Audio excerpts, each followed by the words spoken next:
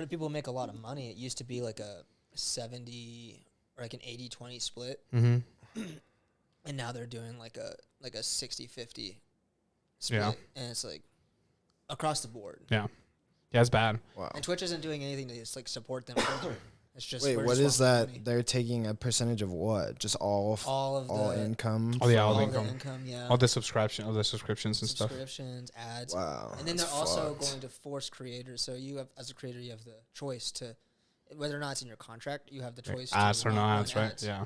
And then Twitch is like, well, if you're going to be on Twitch at all, we're going to force you to run ads regardless. It's bad. And we're going to take all that money. My buddy's actually a big part of this new site called joystick.tv. And Yeah, I've heard of that. it's more like adult orientated because like it's like literally you could be there naked, not Yeah. like just streaming whatever it's you like want. just lawless. Yeah, it's completely lawless, and like a lot of people are turning into like a cam girl show kind of thing.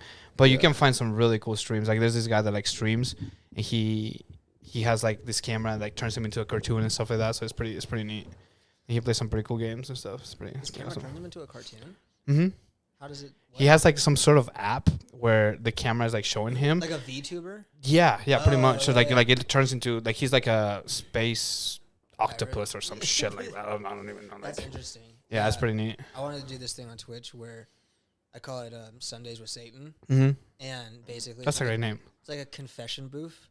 Like, so you people would call in Mm-hmm. and confess their sins to Satan. But it's like under this really like That's cheeky- fucking hilarious, actually. Yeah, you know, That's have a you ever great seen idea, The dude. Gecko guy, like who does like the phone calls, Mhm. just kind of like that, but Satan, and think like comical South Park Satan, Yeah. like not like a serious like oh you're sin, but like whoa, that's fucking stupid. Oh, you should be in hell pretty soon. Or just like they ask for advice from Satan and shit, and he just tells people to do the wrong thing all the time. That's pretty clever, actually. I like that. And I like this idea of like trans Jesus calling in. And like, hey Jesus, like rebellious, like he's like really sick of God's like Yeah. tyranny. Yeah. And- but he looks up to Satan, and he wants to like fuck Satan, but Satan's like, oh my god, I fucking hate this guy. So much." Wait, is this like a skit or are you like?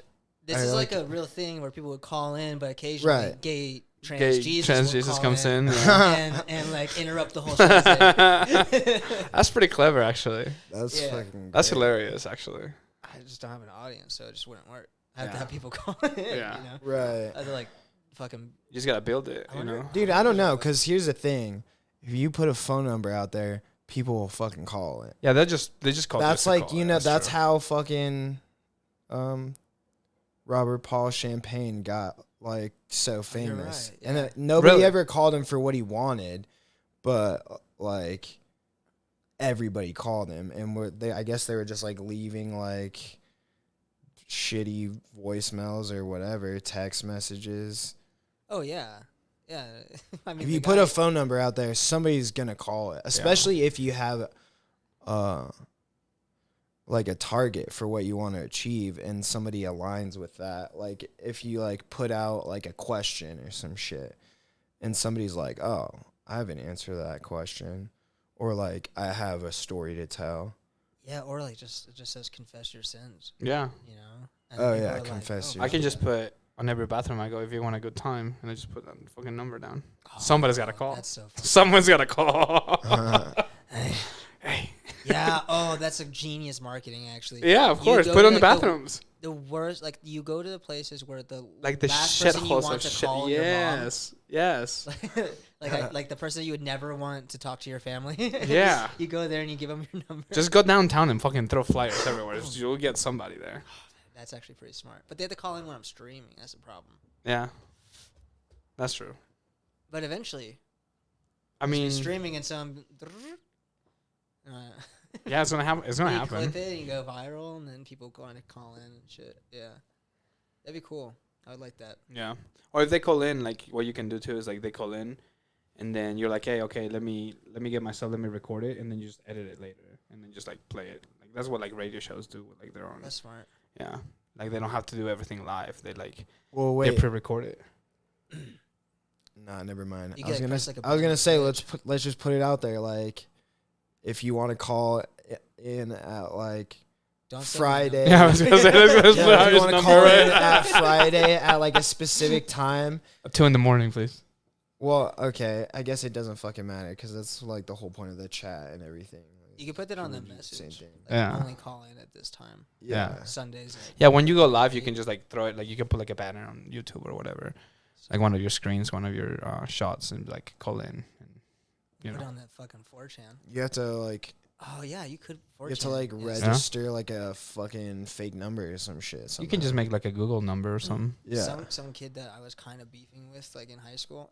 It's not even really beefing, but he's just a dickhead. He put not only, so I was in a fight with this girl because she owed me money. This is all high school shit, drama bullshit. She owed me like $20 for giving her a ride. Damn, that's expensive as right, bro. What are you, Uber? She said she was gonna pay me 20. I didn't ask. She said I'll give you $20, and I was like, all right, because she wanted to go pick up some pills from her boyfriend or some shit. Gotcha. And it was at lunch too, so I was like, kind of risking getting like in trouble leaving. But regardless, it was stupid. I should just let her keep the $20.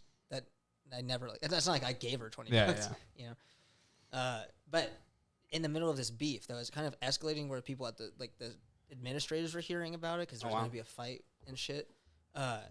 He put her phone number on 4chan. Oh, that's fucked up. She started getting all this these calls, fucking yeah. creepy. And this is before shit was like Yeah. a little bit moderated. This was like that peak 4chan. And I got called in, and then he put my number on there. That's fucked up. And we were like, because she texted me and she's like, "What the fuck? You put my fucking number on 4chan?" And then I was like, "No, what?" And then it just made everything so much worse. And I ended up fighting her boyfriend and losing. You lost? Yeah. Yeah. Really? You don't strike me like a person that would lose in a fight. This Well, is in high school though. Yeah. Technically, if you ask my friends, it looked like I was winning. But then he got behind me and he grabbed like my head. Oh. And he started hitting the back of my head. Ugh, Yeah. brutal. And I was like getting knocked. Like I remember like getting Just like, flashing out. Yeah, It's just like, flashing. yeah. and I was like, that's probably not good. That's probably one I'm sure, concussion, like, two each concussions, flash three is about concussions. At least half a year. Yeah, for sure. Oh fuck, that's That crazy. sucks, man. It's like, oh, there goes my first birthday. Oh, there goes- I bet you meet him now, though. I don't think he'll beat you up now. I don't think so. Yeah, Because he really couldn't fight then. He was way bigger than me too. yeah. What's he? He was fucking. He had to be like 5'10", and then yeah. So shitty. There's no like agreed upon ground rules. Like a standard set of like, if we get in a fight, like Most people just don't. don't punch me in the Eye gouge back of and the shit. head. Yeah, but like the thing with that I mean, is it's like, kind. People It's don't like even it's know kind of about it. like unspoken, but like the fact that it's unspoken leaves room for yeah, to like get cheap yeah, shotted like that.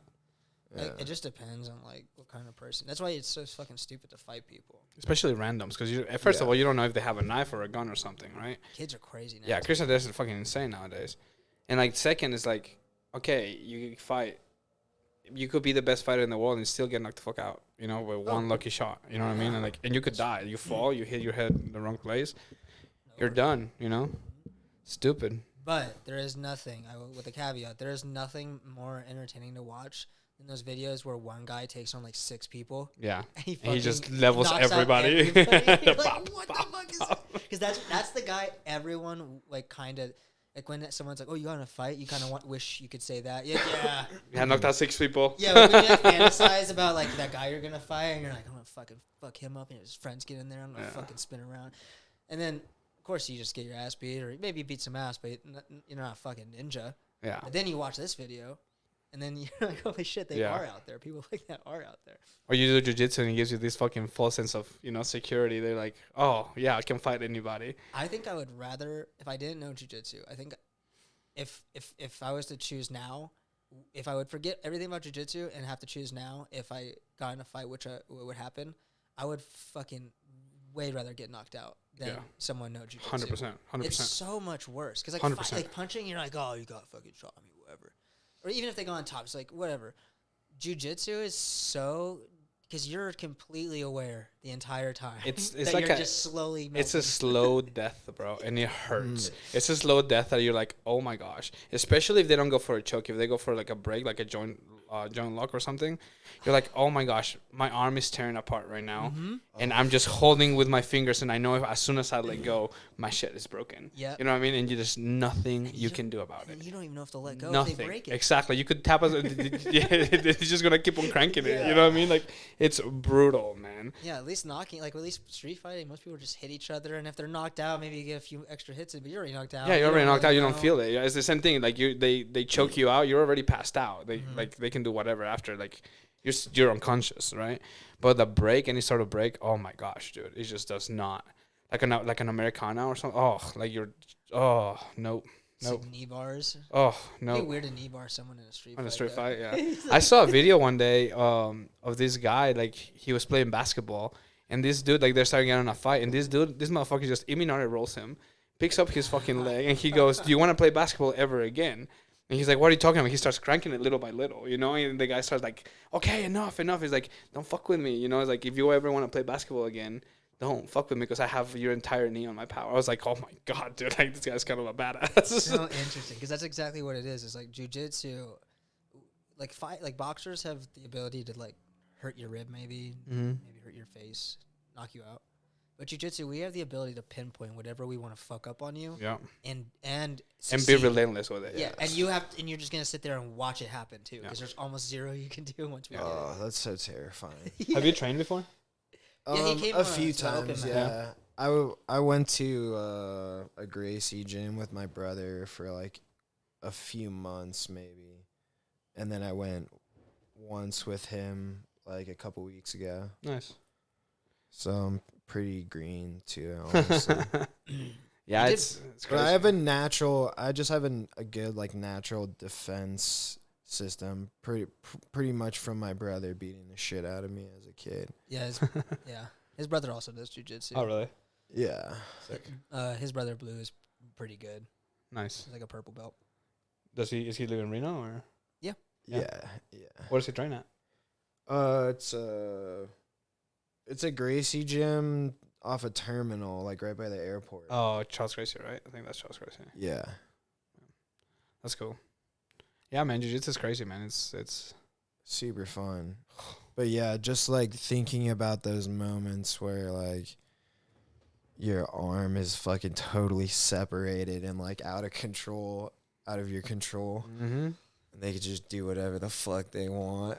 And there's nothing you can do about it, bro. That's the terrifying part. It's like the terrifying part to me sometimes is like when I know what they're going for. It's like, oh, this guy wants an ankle lock or this guy wants like a knee bar, and they catch it, and it's like, oh my god, there's nothing I can do about it. Oh And Like just nothing. so many I just sit there. Well, I get it's so many people do it now too. It's so popular. But then also at the same time, like generally speaking, you hear the argument that most people who learn jujitsu like have no intention of fighting anymore, Yeah, of course.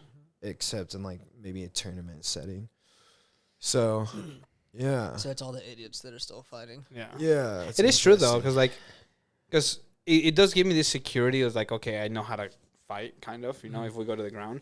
But it's not like I'm looking for fights, you know what I mean? It's not like I'm like, oh, all right, let's, you know, it's not, because I don't want to fight, you know what I mean? I fight every single day at the gym, and it sucks, you know, it fucking blows, like, it's so painful sometimes, and it's like, I don't want that in a public setting, like, and most likely it's like, you know, that like if you end up with somebody that has no training at all, you're just gonna do whatever you want with it. Oh yeah. So like it's not even a challenge, you know what I mean? Like as soon as we go to the ground, if they don't know how to even grapple or wrestle or anything, they're pretty fucked. Yeah. So But they're literally pretty they're fucked. also like, because they're not trained, they're like way more unpredictable. You think? Yeah, Or no, not they'll be really. spassy. You could get hurt like that for sure, but you're gonna like if you're trained well enough, like you're gonna At least you know? in terms of like sizing up how you would take that person down. Like their fighting style is essentially like unknown. Like it's not, if they don't have any background, their fighting style is whatever the fuck they came up with in like traumatic situations. Mm-hmm. So like you have to be like ready to understand that on whatever level. Yeah, I think that's just a distance thing, though. I think if you, You think understand so? distance enough, that you're not going to be too worried. Yeah, that's what I would do if I end up getting a fight. I'll just create distance and see what they're doing. Like if they're throwing kicks or they're just fucking throwing random punches, and if they do, I just try to close the distance with good timing. That's why Hopefully. wrestlers are so good at the UFC. Yeah, hopefully I don't get knocked out on my distance closing, and then if I body lock them, I mean they're pretty done if they have no training. You know what I mean? And I suck at jiu-jitsu. I'm so fucking bad at it. I'm so young with it. So like, but that little training, it just gives me all the edge in the world that I need. You know what I mean? It does. It really does. Yeah. It's crazy that, you know, and it's like a mute point because you hear like popular shows like Joe Rogan talk about it, but the fact that cops aren't trained It's in mind-boggling. in like a proper self-defense like martial art is Yeah, fucking where crazy. they do like a fucking pseudo boot camp. I like- imagine. I think they do. I don't know if this is real or not, but if it's real, it's fucking scary. That cops are required 4 hours a year of hand-to-hand combat. That's all they're required. 4 hours a year. And what does that even mean? Bro, that's 2 days. Yeah, that's 2 days of us training. You know what I mean? That's a day and a half. That's fucking wild. That's I there's been times that I have rolled for 4 or 5 hours in the entire day. You know what I mean? When I do 2 a day, or like I'm chilling at my house in my gym and you know with my buddies, you know, just rolling all day long. You know what I mean? It's so scary. Like these guys don't know how to do anything. They don't know how to like take somebody down. You know, like They on a learn, proper like, way. To just grab their arm and get behind their back, I guess, at the most. Yeah. Or What's pull their like gun at 'em. stopping people from like changing that though? Are we just too lazy to like be like, hey, we should do something? Or is like, how hard is it to fucking call your senator and be like, it must be impossible. I think it's a lot of like A, I it's a like- lot of money. B, a lot of people just don't really want to do it. I don't think. You know, I think they're just complacent. It's like, oh, I'm already a cop. Like, why would I want to do Yeah. more? Yeah. You know, I already made it here, so I don't know. I never been a cop, nor I want to be a cop. But The conspiracy theorist in me wants to say that it's manufactured incompetency. You know what I mean? Yeah. Well, yeah, but it's also I mean, bureaucracy makes it so easy to push things like that off from being done. you would think Super that sad. you would have seen a change with the whole, you know, everything that happened in 2020 or whatever before the pandemic or during the pandemic. You would think that, you know, that would change things. And I personally haven't seen or heard anything. That does not mean it's happening. But, you know, if there was a time where we could have pushed through that, that would have been it, I think, you know, and it's just not. There's happening. just too many fucking. There's too much like history. There's too much history and like government wise, like there's so much bullshit so much left politics. over Yeah, of course. from like what fucking law did they write in place in like 1833 that just doesn't make any fucking sense for Like people in that our lawyer is, like, you era. can still beat your wife if you're like Yeah. if the what is it? It's like if the thing is like smaller than your thumb or Yeah, something like smaller that, than right? your Yeah, thumb. yeah. You can You actually hit switch. your wife. Yeah, Yeah. you can hit your wife with it. It's like, okay, what is this, bro? Like, you know, like it's crazy. It's insane. There's some crazy laws out there that you're like, Yeah, and Alright. they're literally still laws. yeah, Like it's crazy that law like that's why I know people. It didn't really dawn on me how often I thought about this, or like didn't think about this really. Is we kind of just think the Constitution is the best thing that can exist. wait, Like, go we're back like- again. Go back again. We think that speaking of laws, right? Mhm. Anytime something happens, people are like, we got to believe in the Constitution. It's like that was written in 1732. Dude, who's fucking smart enough to like fix that shit though? Which one of You our can't fix it. You which can't one of our fix it. dumbass fucking politicians is gonna like make a better constitution? Well, it sucks though because there's so much money involved, right? So like, and there's always gonna be two sides. Like if you want, you know, Plan A to work out, there's gonna be a lot of people that want Plan B to work out. So there's a lot of money involved. So now it becomes a race of who has more money to pass the law. B, the Constitution, in my eyes, and I'm absolutely fucking ignorant when it comes to this shit. I'm not even from fucking this country. I'm from Mexico, so I don't know, right? But to me, the Constitution should be updating with, you know, with the ages, right? Because Yes. like you said, it was written in 1753 or whatever Yeah, it was. You know, I don't know. I'm not sure. Sorry, guys. But you know, it's like it was a fantastic thing at the time, right? But that's a shit ton of fucking years ago. That's 250 years ago, bro. Like that's it's so much. Everything has changed. Everything. There's almost zero Yeah, similarity. absolutely. Between now I'm and with then. you. And it's so crazy that we're like, but it's weird how much like the most. It seems to be that the thing that's agreed upon most in politics, on both sides, is anytime someone's like, we should go back to the Constitution. The Constitution says this. But they have their own. Each side has their own interpretation of what the Constitution says. Yeah. But they always refer to the Constitution as because for some reason we're politically brainwashed just from like high school and all this shit to think that that's like the fundamental best thing that's ever been written. Yep.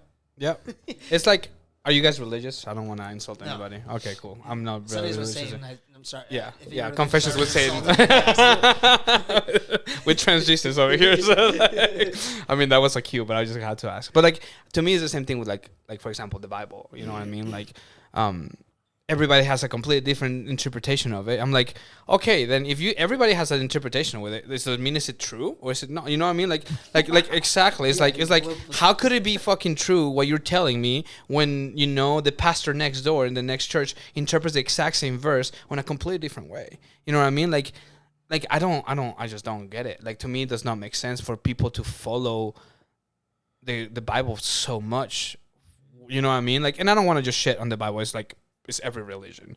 You know, every religion has its own book or its own set of rules or whatever. And But it's the people, same for every is religion. exactly. You know, like everybody just follows it to the T. And I'm like, man, like to me, is like, sure, the book might have some really cool essence with it, and like he might tell you some really cool anecdotes of like how to try to like live your life and like be all peaceful and loving, and like that's fine with me. Like that's awesome, but don't like.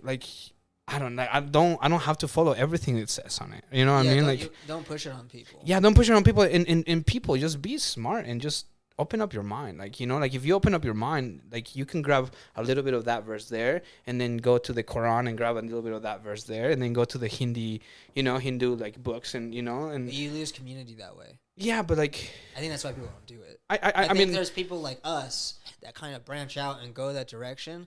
But I'd say we're all like in that like centrist sort of like line where we're kind of I kind of agree with that and that. Like we're more open minded to. yeah, but to me it comes to that though. Like to me, it's like if everybody comes to with an open mind, just society will be so much better to me. You know, like it's like you don't have to be so straightforward, you know, into something, and you don't have to just fucking, you know, look at this book and just live your life with the way this book says, because there's so much more to life to me and in my eyes at least, you know. I agree with you. I think, but I think what's happening though, and the reason we don't really see, I think the majority of people probably actually think like us. I think even statistically, the majority of people are centrists, right? But I think what we're seeing is just the fundamental nature of distributions, where the most extreme sides are always the loudest, and they're also the most willing to go and be politically active because And they they're believe always in the their most side interesting. Yeah, they're the most interesting because it's the hardest to understand if you're on the outside. Because you Is have it to- interesting or is it fucking crazy? It's crazy. Yeah, it's both. Well, yeah, it's both. It's yeah. crazy. Depends on how you want Even to crazy, even fucking what's that guy, Alex, whatever, that free climbs. Alex Jones. Oh, Alex Jones? No, No, no. the guy that- Alex Hunt, yeah. Alex Honnold. That motherfucker Even is insane, He's bro. obviously fucking insane. Like, but it's so interesting. Oh, it's. I actually just watched. Have you seen The Alpinist in Netflix? It sounds familiar, but probably not. It's about this dude that is even crazier than Alex. And he like tells it to you. You know, Alex is on that show. It's on that documentary. And he goes, it's about this guy named Leclerc from Canada. And this motherfucker just does the most craziest fucking climbs you'll ever see, bro. And nobody talks about him because he's just so secluded and he just does his own thing. But like, the motherfucker is just insane. Yeah. I mean, insane. I've been reading. I got like pretty obsessed for like a long time ago, but I still am like mildly interested in this dude, John Muir, who like kind of carved out part of like the Pacific Crest Trail, which goes like, you know, from fucking Canada to Mexico. And it's like Yosemite, it passes through Yosemite, just like huge wildlife reservation or whatever you would call it. And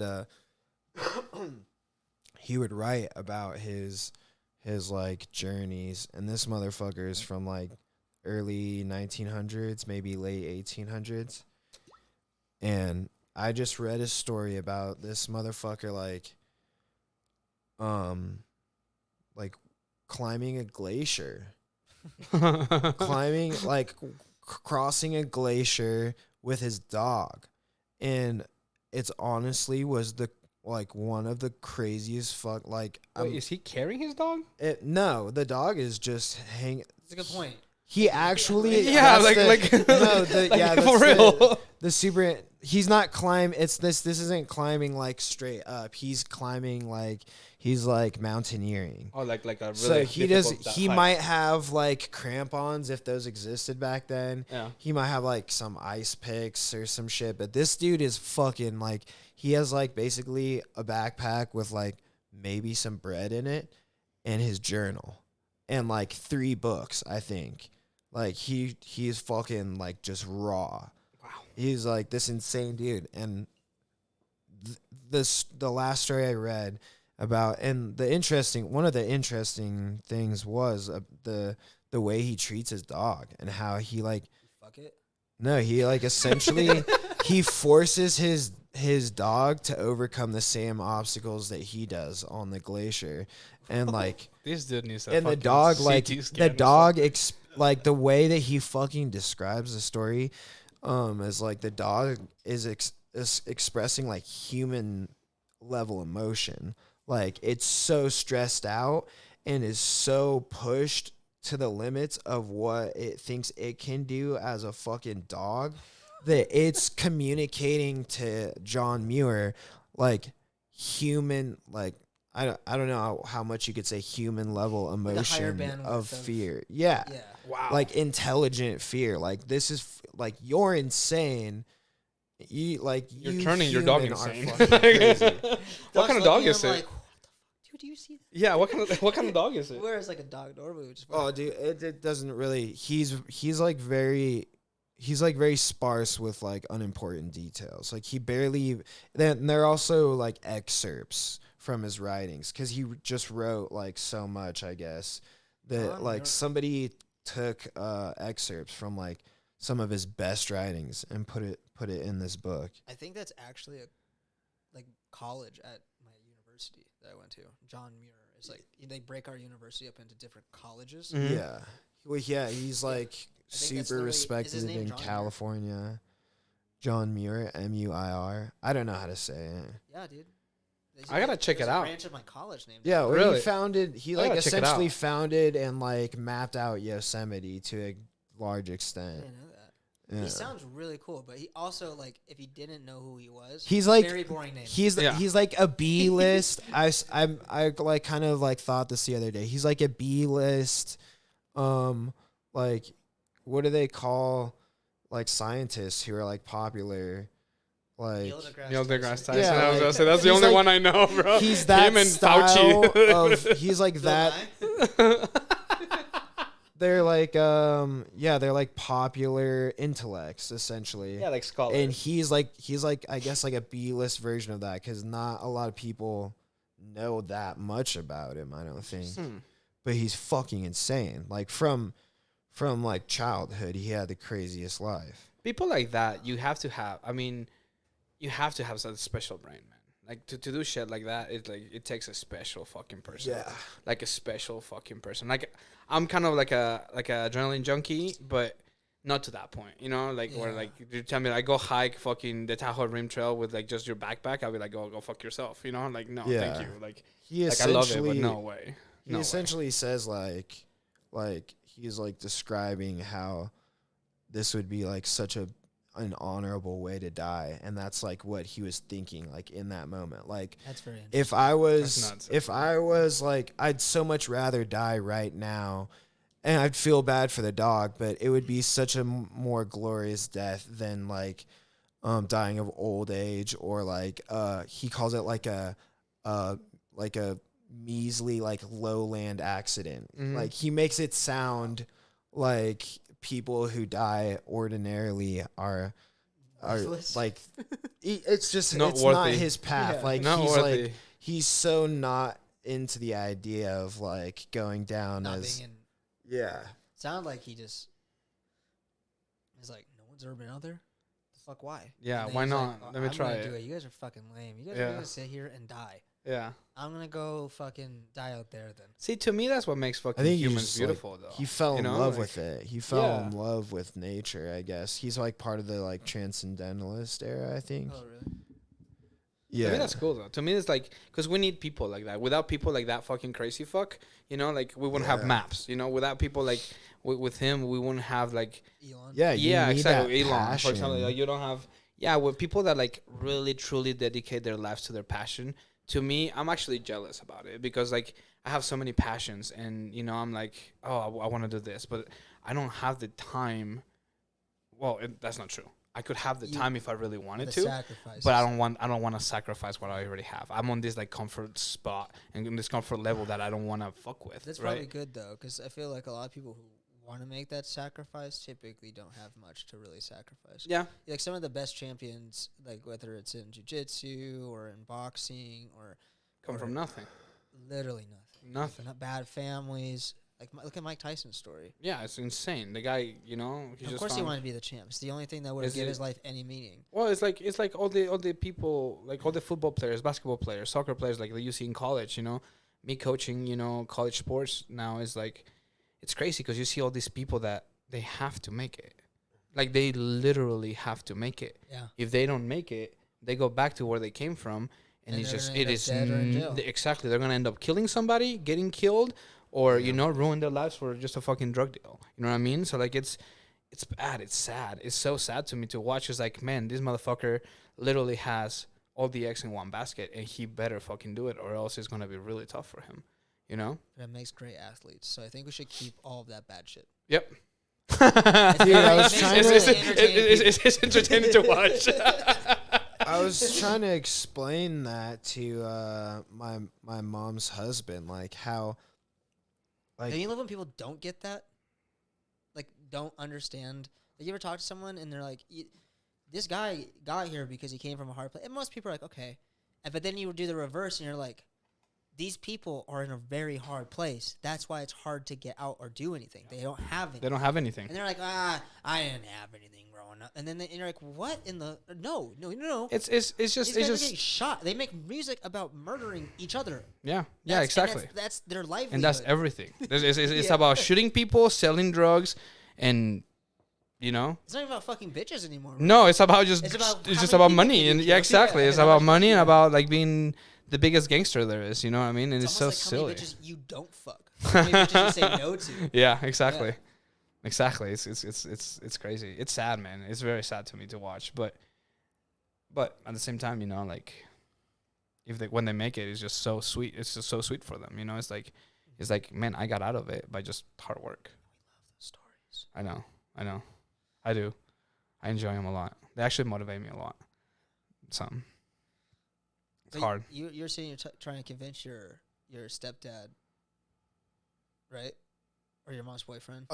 yeah, husband? I was talking to him about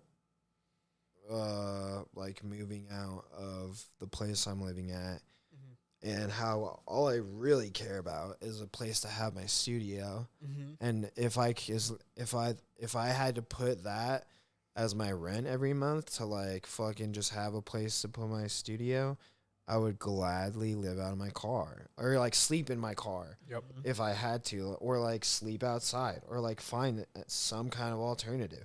And I'd probably be saving money. Like it probably wouldn't imagine cost as much as like an actual apartment. Well, whatever like the option is, like it would be like honestly thrilling to like have that kind of pressure against me. And I like the idea of being Homeless? rogue. Yeah. Road. How old are you guys? I'm 28. How old are you? 25. 25. Young Yeah, man. I think the idea of homeless is like a mindset, dude. Or drugs. It's the most zen thing I've ever heard. I know. You should. That's a quote. That's a fucking Instagram. Instagram quote. That's so funny. Homeless Because is that's up. actually like what you're saying is actually really profound and like an interesting way. But But I then- can't see like a dumb blonde chick on Twitter being like, homelessness is kind of like It's A just mindset. it's a mindset. If you want to be Yeah. homeless, you're Buy a homeless. house. Just yeah, exactly. I feel Just like get that a could job. totally be taken the wrong way too. Like someone probably thinks I'm a fucking bigot for saying that. yeah. But like But- it's Yeah, but the I know way it- you. It's the way, yeah, of course. Like if you want to get out, if you truly want to get out, probably you can find a way to get out. Now, it's a lot of harder if you have drugs involved or if you got like stuff like that. But I have seen one time I saw a homeless guy that was in the corner and he wasn't asking for money. He was actually throwing out his resume. To me, I was like, okay, that guy is not gonna be homeless for very long. Yeah. Because See, I don't consider that person homeless. Like I mean, he didn't have a home, so he was That is homeless. pretty Like dumb. that's straight up homeless to me. Yeah, but I see like when I see people living out of their fucking cars and like just going around and traveling and doing whatever the fuck they want and not succumbing to the idea of like becoming this fucking druggie who lives in a park. Those people are both technically homeless, but one of them is living out their dream. And the other one, I guess, is also living out their dream if their dream is meth and sleeping on park benches. No, They're- I knew that's where you were going with that, and that's why I think it's so profound. Is it is kind of like yeah, I mean, that's what we you want to kind of do. All used to be. I mean, homeless anyways. But his like ancestrally, not like in the past, but like in like the far, far past. Yeah. Like we grew. Like the earth really technically is our home. Exactly. We've kind of evolved, I think, past the point being able to live in nature as we are. We might have that weird thing where pigs, I disagree. or pigs like kind of like if they go back into the wild, they stop turning pink and they turn into like boars. Boars, yeah. Nah, I Yeah, disagree. I wonder if I mean, people you have that. That'd be you cool. obviously like evolve or adapt to your climate, which is drastically different than living in I a place think- like this. I was gonna say, I just sorry, I didn't mean to cut you off. Other you might even grow hair or some shit, you know? Oh, for like sure. I'm talking about me because I'm fucking hairless. Like if I Not me, started dog. like living out in the woods, I might even be like a fucking Sasquatch after a while. Yeah. Just like I wonder if that happens. I think it does. Like to your point, like I think like with the whole pigs and stuff, if that happens to us, I think we will change to something like that. But I think it will take a long, long time.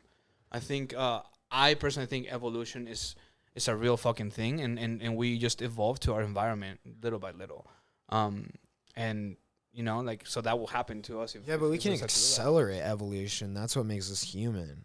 I think that's a huge part of Are we what accelerating evolution? You Like, say what- we what- can or we cannot? accelerating. What's the driving factor of evolution, though? Maybe I don't- evolution's just accelerating. Maybe acceleration is the You know wrong what I mean? word. Like we think we control evolution. Like Yeah, humans yeah, always yeah. think we control things, Makes sense. I get but it's like what what you're saying. we are only here by the sheer force of existence It- itself, kind of As perpetuating. as its an evolution. observation, it would appear that way. Yeah, if you wanted to think, I mean, that's kind of like a very human centric kind of perspective. Like, yeah, I don't even know if aliens would see it that way when you think about it. Would they see humans discovering like fire and creating technology and AI? Would they see that humans created it, or would they see that there was a force that was inevitably Yeah, going to that's- transpire? It's really interesting to think about. I think if aliens look at us, they'll be like, these fucking idiots, like these fucking peasants, bro, these cockroaches, because that's what we are. We or really they are. just like, I get what you're saying though. Maybe they're just like they see like this movement of energy. Like they're like maybe just think of us as like dolphins, and they're like observing our like Yeah, our, for our sure. behaviors and shit. It's like us humans studying, the behaviors of, like you said, like dolphins or turtles or something. Like aliens, I truly believe that they're just like watching us, like, all right, let's see what these idiots do. You know what I mean? Mushrooms. Yes, I love. You ever doing like be in a mushrooms. room with a bunch of walls when you're on mushrooms and you see all like the eyes kind of looking at you, kind of like faces? Yeah. I think those are aliens. I agree. I think what if that is aliens? Like, what if there's just a state of consciousness or cognition where all of a sudden you can start seeing that the fact that you're in a zoo? Have you done DMT, No, bro? no. Kind Bro. of nervous. I think I'd break my brain. DMT saved my life. That's no joke. Yeah. Let me take a hit. I have like a similar. I don't know if I would say it saved my life, but I had like a super emotional experience on DMT. It was like I was in a really dark spot when I started doing DMT, right? Like I'd done it one time with my buddy, and I did it at his house. And he told me, he's like, hey, Ivan, before you do this, you know, like, I'm good on that. make sure you tell your friends that you love them. Make sure you tell, you know, your family you love them. You come into the best mindset possible. Smart. Yeah.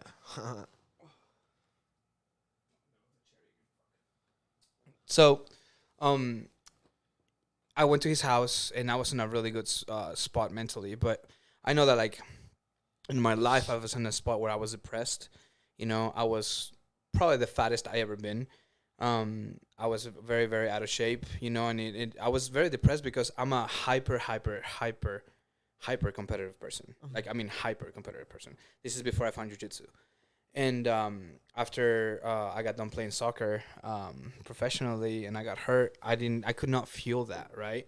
I could feel that a little bit of playing poker, but just it wasn't the same.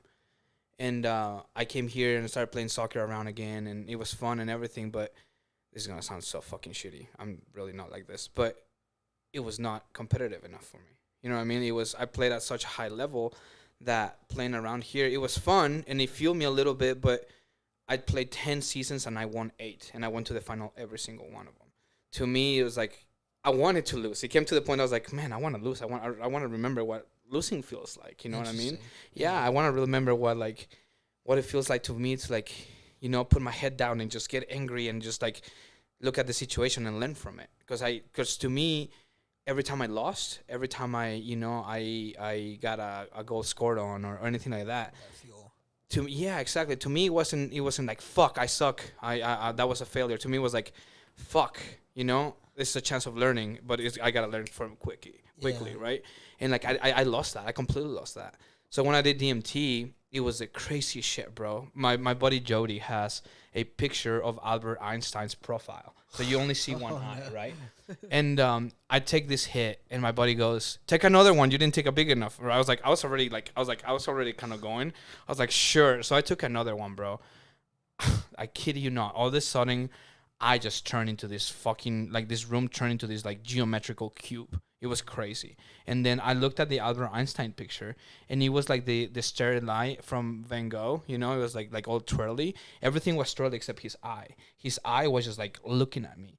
And then his eye started talking to me, bro. His eye started talking to me, but not through words, through like telepathic, you know? Like I was like, what the fuck? How am I listening to you? Because I was not. I was conscious enough that I was like, this is not coming from my ears. Like it's just coming into my brain. Like, and I'm having a full on conversation with this motherfucker, right? So like, he was telling me, he's like, hey Ivan, you know, like, right now you have the choice of having the best trip of your life or the worst trip of your life, right? And I was like, okay, you know. So I started looking around the fucking wall, and this like black spikes started like developing, right? I was like, oh my god, I'm about to have a fucking awful trip. I hate this, you know. Like I was like, it was going. Gave you the option. It gave me the option, bro. It gave me the option. No. It was fucking crazy. It was like I was like, I have to make a fucking decision right now, and I was making the fucking wrong one at the time. I was like, this spike started fucking coming out, right? And I was like, oh my god. I was like, I'm gonna shit myself, bro. Like this is bad. And I was like, no, I gotta go on a good one. I gotta go on a fucking good trip. So I started talking to him. I was like, how do I go into a fucking good trip, right? Like, and Albert Einstein tells me, just look at your life. I was like, what the fuck, bro? Like, look at my life. You know, it's like, look at your life. He's like, you're a good person. You're a good person, right? And but you're worrying about the wrong things. And I was like, oh shit. Like, I was like, oh shit, I am worrying about the wrong things. I'm just worrying about money and making it in the poker world and you know, like, try to be competitive and try to be the best all the time. Yeah. You know, I was like, I'm focusing on the wrong fucking stuff. And I was like, I'm so fucking lucky. I have an awesome wife. I have amazing friends. You know, I have a support system that, you know, a lot of people will be jealous of. You know, so I was like, man, like, I am focusing on the wrong things. I'm like so focused on myself and all this stuff. And like, I shit you not, man, this is like a fucking cartoon. Like all of a sudden, like the room changes. Like it went from the darkest to seeing the fucking craziest colors I ever seen. I have never seen such intense, vibrant colors. Like, it looks like this, but like times 1,000, bro. Like I was like looking at it. It was board games. I was looking at the fucking board games. I was like, what in the fuck is that? Like what color is that? You know, it was insane. And then Albert Einstein told me, like, there you go. You know, like you can manipulate your life the way you want it to be. And I started coming out of the trip, you know, and like all this like took, I don't know, in my head it took 45 minutes, you know, like all this, like I was like debating to having a bad trip for like 20 minutes in my fucking head. So I was like, fuck, okay, and like it turns out I'm tripping for like 8 minutes. I was just like, wait, what? Like I came out and like I just sat up and I was just like, and all these thoughts were in my head. I was like, what the fuck just happened? You know, like, was this real? Like, I have never felt that before. I was like, is this really real? I was like, yeah, that was real. And like, and that's when I started changing my life to the better. And I was like, I started focusing on the right things. And I was like, you know what? Like, money is not everything in life. Because I was very like money driven, I guess. I wanted the best things. I wanted to have the best car. I wanted to like, you know, have $1 million by when I'm 45 and, you know, shit like that, you know, and it's so fucking stupid. It's so fucking dumb. Because I look at like people like, you know, like one of my really good friends that like really doesn't have anything, you know, but he has a fucking amazing family. And he, you know, like sometimes he needs help financially and I can give it to him, but like he always pays me back. And he's just like such an amazing fucking soul. And he's so happy. And I look at him, I'm like, man, I envy that. You know, like I truly envy the happiness you have sometimes because I have so much more than you. And like, you know, like financially, like, you know, there's times that you have $1 in your account and I have, you know, you know, a shit ton of fucking money, you know, compare, you know, and I'm like, man, like, but you're so much happier than me, you know, and like, and that just changed everything to me. It was a really fucking cool so thing, interesting. bro. It's almost like those spikes were like telling, like, it's like the trip was like kind of like telling you, like, hey, you can go into this, yeah, and that's the path of destruction. Obsessing over Yep. your money, obsessing over this, and you can watch it. You'll achieve that, but you'll watch your entire family, yeah, and everything suffer. that actually matters to you, Yeah, go away. Exactly. And that was the craziest thing, man. It literally gave me the option, and it wasn't just the option of my trip is gonna be good compared to my trip is gonna be bad. It was the option of like your life could be fucking incredible to your life could be full of material shit that doesn't fucking really matter. See, here's where I fucking turn into like a sadistic person. Is like there's always that part of me that's like experiencing hell is like it's almost like Challenge. it's the same thing. Like it doesn't matter what fucking option you pick, because you're gonna learn something probably. That's very Yeah, Buddhist. that's true. But it's like, do you want to? I know it's like a fucked up thought, because like I don't even know like what a bad trip is. But to your point though, actually, and I'm thinking about this, like some people may choose that dark side. You know what I mean? Some people may be happier, quote unquote, picking the dark side because you know they It's just like don't realize it's it. like a tough love. It's a tough, lesson. yeah, exactly. It's a as tough opposed- choice, and you know, I think, I mean, obviously, for what I chose, I did not choose the dark side, but you know, like, I think, like you said, I think I would have accomplished my goals. You know, I don't think I know I would have accomplished my goals, but that is not what made me happy. You know what I mean? Some Yeah. people may love money more than they love their family and stuff, so they might go that route. So, I don't know. Yeah, that's wild. Yeah, I guess it's like it's important that you had like the life review that like brought you to the decision. Yeah. But I'm thinking more in my head like I wonder what would like just If the same result would have happened, like if you went down the other side. totally aside from like the life review, like if you said I want to have a bad trip, like You just test the water. just to see like Fuck what that, dude. like Give maybe me a bad it trip. just maybe you just go through like this weird like hellish experience like Dante's Inferno. Yeah. You know, like I wonder what that looks like though. Like I kinda just know, a like dude. a I've had that super before. critical Really?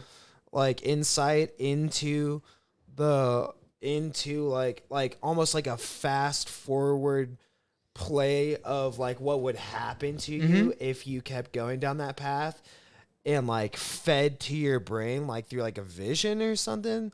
Like Here's what I think it is, and because one, think about how quickly your psyche brought up this exact thing, and you probably weren't even aware. I mean, I maybe had no idea, bro. You probably weren't even aware that this was an internal fucking war that was happening. Exactly. That's what I was gonna say. I And had then- no clue I was dealing with But that. that speaks to the power of the psyche. That war is all the time. That wasn't just because he smoked DMT. DMT just let you see that was there. Exactly. And, It was just the door opening for me, you Mhm. know. and lost my point. Sorry. No, it wasn't you. I was so close to having the point. Just got high. Oh man, it's the importance of the psyche, and I think because Dante's Inferno, I was watching a video on Dante's Inferno and like the depiction of it, and I was just reading Carl Jung's book about like the psyche and shit, and I just realized like, oh my god, maybe like hell doesn't like exist as a physical thing or whatever the fuck.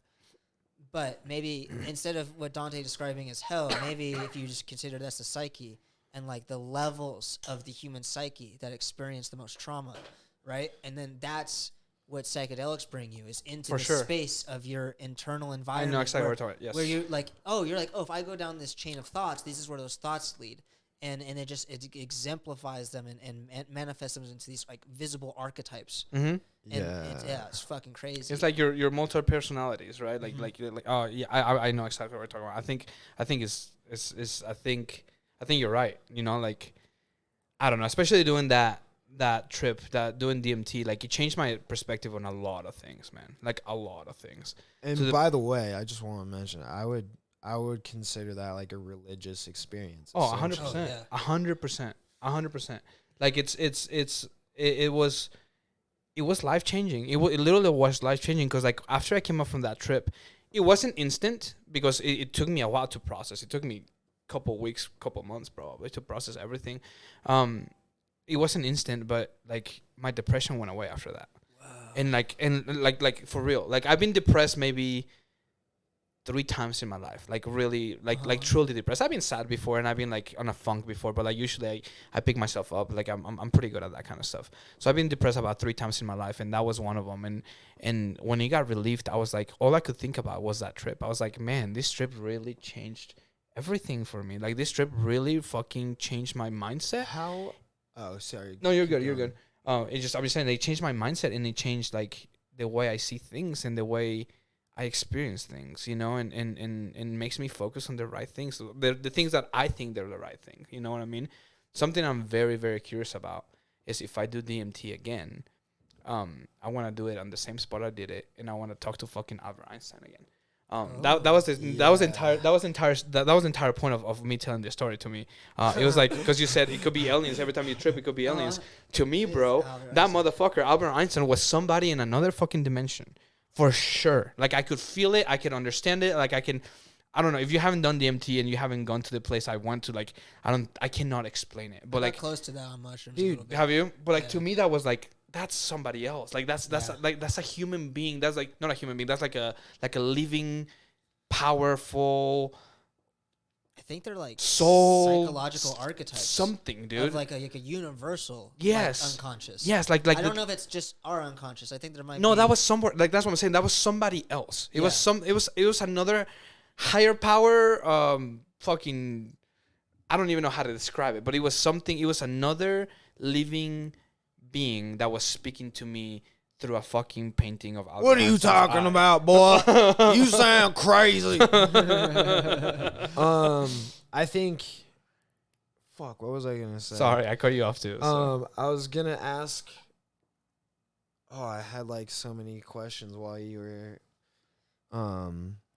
So I guess now that I remember this, when you said you went through your like depressive phases, was like the initial one before or after you achieved some level of success that you like considered like making it in a way? That's a great question. Was it like did like the first wave of depression hit as like like some sort of like weird response to achieving success? Yeah, actually, I think, well, kinda. The first time I did it, like I got really depressed. It was 2011. My best friend and brother passed away. Like a drunk driver killed them. Right, so that put me on a spot that 2011 was the fucking craziest year of my life, man. Like that year was this is the year I got married. I lost all my money. My best friend died. My grandpa died. I got married to my beautiful wife. So it was just like a full of emotions year, right? So I got really depressed there. It took me about, honestly, like 2-3 years to get out of that. Like fully recovered to 2-3 years. The second time was whenever soccer got taken away from me. I play soccer at at every level, and like it came to a point where my body just physically could not do it anymore. I got hurt. My back is still super fucked up from it. And like me realizing, fuck, I'm never gonna play this sport ever again at the competitive level that I'm used to. It just fucking hit me hard. It was like my entire identity was gone, dude. It was like everything was gone. I was like I remember this is gonna sound so fucking cliche, but I remember one day like waking up and like looking into the fucking ceiling. I was like, who am I? Like literally like on a fucking sarcastic voice. I even spoke. I was like, who am I? Like like I'm supposed to be going to practice right now. Like I'm supposed to be lacing up for a game, or I'm supposed to be like dieting because I want to perform, and I'm supposed to go training right now. Or I'm supposed to go run 5 miles. And instead I'm just laying in my bed. Jerking off. You know what I mean? Like it just changed me completely, man. Like it completely broke me, and that took me a while. That took until the DMT trip. And the last time I got depressed was 2020. The pandemic hit me hard because I lost all my. I'm a fucking social butterfly. Like I love people. I love meeting people. I love talking to people. Obviously, I talk like shit ton, and I ramble a lot. And I enjoy people, and I feel from their vibes, And in 2020, I got locked up, and my wife works in Sacramento, so I was alone for a big chance. Like my wife my wife is a nurse, so she was pretty fucking busy at the time, and exhausted. So like when she came home, like she would just sleep, and I don't blame her, And now here I am, just eating fucking Cheetos and fucking, drinking soda and playing fucking video games all fucking day long, and that took me out, and that jiu-jitsu took me out of that depression. Jiu-jitsu is what saved me. I was like, I gotta do something, and I got tapped for the first time by this fucking 120-pound man, and I was like, okay, there's something about this fucking sport because I'm like 240 right now, so like it was great, and then I started getting into it, and I just came back to life. So and yeah, it's been those are the 3 times. I think a lot of it has to do with just like some sort of like. It wasn't reaching this success. It was reaching the success and being taken away so fast for me. That what did it. Yeah. It was wild. It's probably where your trauma started building from before the trip. Oh, for sure. You feel that taken away, and now you're chasing things again. Yeah, for sure. But you're not like internalizing or like feeling it all the way, and then the trip's like, hey. Yeah, like wake the fuck out. Yeah, exactly. For like the last few years? Yeah, exactly. Because like also, what about your wife and like your It sounds like a flow of energy too, like just to sound like a fucking guru, a hippie or some shit. It's like a flow of like emotional energy, and it's kind of like tracks. It's a roller coaster, bro. Yeah, kind of like tracks, like a forward, like a seemingly forward progression, and like your emotional history, but then also like you approach these points of like insight, and like DMT is like one of those things I think that allows you to like experience that. Like I feel like, I hate to say like an expansion of consciousness, but like that's like the closest approximation to what I think you nailed it. Like expansion of consciousness, maybe not an expansion, but like reaching a different level of your consciousness. Because another door opens. Yeah, like a complete back door open for me, and like it made me realize that probably is not the only door. There's gotta be hundreds of fucking doors that I can just fucking go through. Oh, that's what I was gonna say about so I used to have this DMT pen, and every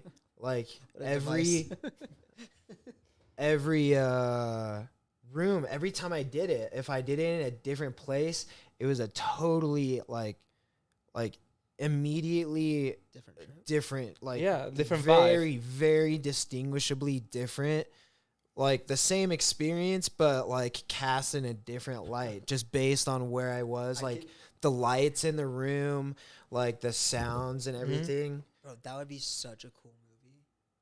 Is if this guy just has like a DMT pen and he's like, "What happens if I do it right here?" And then like the whole Oh, he like, goes to room- some fucking yeah, and then world. he's like in like a park or something. He's like, and it's like beautiful and all this shit. And then And like, then you can go some like Yeah, Inception that's shit. cool. Like you take it, and you like you appear on this fucking beach, and you're like, oh, what happens if I do it under this fucking, you this know, beach? in this beach, and then you just go to another place. Yeah, It's like dude. levels within levels within levels. dude, you could That's play such a cool fucking. You could Yeah, go so that's deep into crazy. the human psyche. Okay, in because that you can do movie. whatever That'd you be want at so that point. cool. That'd be such a. Cool That'd be movie. pretty sick. That'd be pretty sick. It's a lot I of wish I knew stro- how to make movies. And then bro. you'd have I know. fucking 12-year-olds on YouTube like, I want to take DMT. Jesus Christ. Just because they What watched happens if I this. do DMT on the street? Yeah. Right in the middle of class. Let's do it in the orange. Dude, for real, kids are gonna be. I almost positive there's people in high school. There's kids in high school taking DMT. Oh, You know how 100%. annoying those in kids the are back gonna of be the to talk science to? room. For sure, They're they're gonna be like, just let go. Yeah. They're gonna be just, like yeah. really Just calm, the like super Zen. enlightened. Yeah, it's Yeah. like it's okay. You know, you will be all right. Here, try Take this. a hit. Like, you're fine, Oh, bro. dude. Get the fuck out. What it's is like, that? It's like, motherfucker, I'm in middle school, man. Like, I'm in 3rd grade. It's so true, though. Oh, for sure, there's already kids that fucking blast their asses off on the back of the fucking bus, man. yeah. Like, kids do that as a nowadays are kid, though? fucking insane, man. They're crazy. They're crazy. Yeah. I wonder if that's true or if we're just old. I think it's both, but like, I think the world gets crazier, and that's what makes old people be Yeah. like, "That's crazy." I think a lot of that is also had to do with like technology. Like, I'm a little older than you guys, but like me growing up, my first smartphone was the iPhone 1. Fuck, I was like a senior Yeah, in dude. college, bro. Like, fuck, I'm old. Fuck me. So you know, like nowadays, like I remember if I wanted to text a girl or you know my buddies, like I had the T9 and I had to like fucking push the button, you know, 3 times and you know like Yeah. and shit like that. You know what I mean? Like just to type the letter C, I had to press 2 to 3 times. You know? My coworker just got one of those just because she wanted the experience of the fucking early That's so 2000s. It's interesting. I told my wife, I kid you not, 2 weeks ago or something like that. I was like, you know what? If I didn't have family in Mexico that I have to communicate with, like through my phone, I will go back to a fucking flip phone. I love the fucking flip phone. I can text while just fucking paying attention when I'm driving. she has a flip phone and her That's so smarphone. true. Okay, well Texting and that driving. is interesting. That is just fucking like that is like Like, either a what? weird flex or just a weird person, dude. She is like super. She's a very like interesting person That's cool. in that way, I guess. But technology just brought all that up, and like kids now, like they're watching videos of people getting high, you know, and they're like Yeah. 12 because of fucking every 12-year-old now has a fucking phone. Why? I don't know why, but because who the fuck are you gonna call when you're 12, or how the But fuck are you gonna I move? think parents are scared. I Of think what? parents are- well, there's so much fear mongering, right? Like rapers. And Well, all yeah, this. but Like parents like want to protect their kids, and then the easiest way to protect your kid is to give them a phone because they're so like I can just I can FaceTime you, I can do all of this shit, and then so you do it to, I think to protect your kid initially, but you've just now given them access to everything, bro. Like Everything. 12-year-old kids watching the weirdest porn there is in the world, you know, They or will like find out how to get around any fucking anything, locks you have. anything. They're Doesn't they're so much smarter than the parents, bro. They know where you wrote down your password. They fucking know. they know, bro. Their kids probably will grab a glove and fucking get a fake fingerprint and just fucking, you know what I mean? Like they do shit like Like when that. you're sleeping, you Yeah, they just like use your face. Yeah, it's like they videotape you. Like, oh, for sure, dude. Right now, tonight, there's like 5 kids. 100%. Or just like putting the phone barely on their mom's thumb, you know, like for sure, dude. But that's what I'm saying. Like fear of what? Like when I was 12, my mom would drop me off at my friend's house, and No, you're right. There's really nothing that they'd be scared of. like any 12-year-old, like if School you're shootings now. well, yeah, that is true. School, but there's a phone. What the fuck is a phone gonna do? Oh, don't shoot me! I have a phone. At least, you know. but then you can get. Or you can get a hold of somebody. It's. I don't even think it's like that it does anything. I think it's just this like. Security sense of blanket. security, Yeah. At Yeah. least I can maybe talk to them. Yeah. At least I can like hear their voice. One last time before I get spanked. It's true. But still, when I was 12, my mom knew where I was at all the time. Because I don't have a car. I can't fucking she move really? around. She knew. Kinda Yeah, you were. kinda.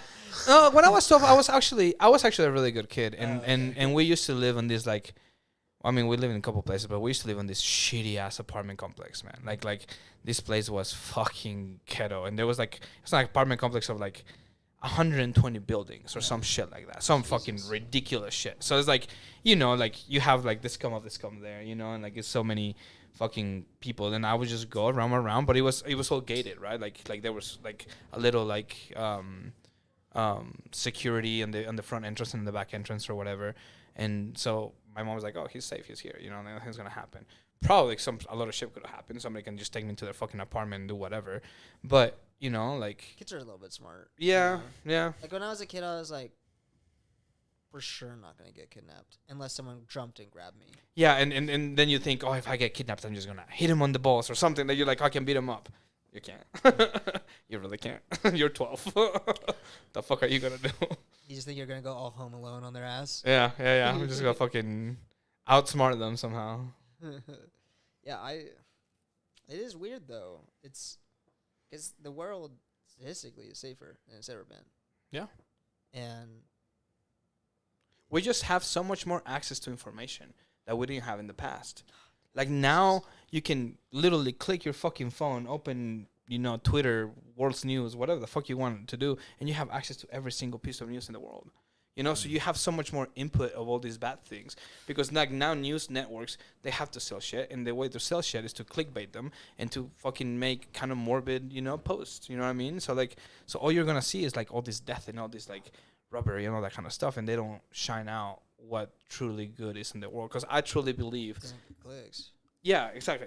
I truly believe that there's so much more good in the world than bad. You know what I mean? I Like, think so too. like so much more At the good very than least, bad. it's balanced. Yeah, at the very, very least, but I don't even think so.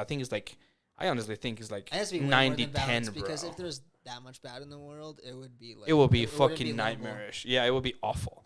50-50, I think that if would there's be awful. over a certain amount of percentage of bad, the bad just takes over. Yeah, for sure. Because you can't stop. Because you can't stop it anymore. Yeah, Yeah. but I truly believe it's like 90-10 to good, but it's just yeah, I think you're right. that 10% just gets so much more clout in the internet, and everybody sees everything, and because it sells, and people like to argue, and people think they're like fucking keyboard warriors, so they're gonna say shit, and then you have the 20 million trolls that are in the world, so like it doesn't, like it just gets the wrong reputation, and we just have access to everything, and everything's negative on the online. There's nothing really positive. So Wow. so that's why we think that we live on the worst time, when you're right. In reality, we probably live on the safest time. God must be exhausted, bro. Like, can you imagine? Because like we talk about like just think about how exhausting it is to have this like fire hose of information, and it's like we could turn it off. Yeah, we can just put the phone Imagine out. when like you have fucking Neuralink, and not just the internet is being flooded into you, All the thoughts. but all the thoughts of everything. And then what if we become intergalactic? And then all of a sudden you just take all the thoughts of the universe. If we start talking to amoebas, right? Not that they're like talk, but we communicate them to like form structures. So we're talking to everything. Eventually everything will be within our communication. By communication, I think it becomes more or less just your intent becomes reality at that point. And yeah. then you become God. But how fucking exhausting. That's gotta be awful. That's gotta be awful. Imagine everything. You're just like, oh, God. There's gotta be like some sort of switch, right? Or like I gotta turn it off. Yeah. There has to be some sort of switch. I think it's death. Maybe you have to like learn how to focus it. Maybe it's not actually that bad. Maybe you just learn how to focus. you just have to like Just like you just have to learn how pay to tune it out. attention. Pay Yeah. attention long enough. Isn't that what we're already to, doing like- though? That's how our brains are basically built, Yeah. right? yeah. Think about all the information our cells get and everything that's going on in the brain. And I only say this because I'm studying neuroscience. You're taking in literally just like a fraction of a second of looking at things is like 40 terabytes of information. If you were to like take it the way our brain is just fucking Yeah. absorbing it. And so you're taking, and that's just a fraction of a second of a light picture, coming in. yeah. And now think about all of the physical instantations in your body, all of those signals and all of that processing. The And not movement of a finger. junction bro, yeah. processing too. So it's not just all like in one central place.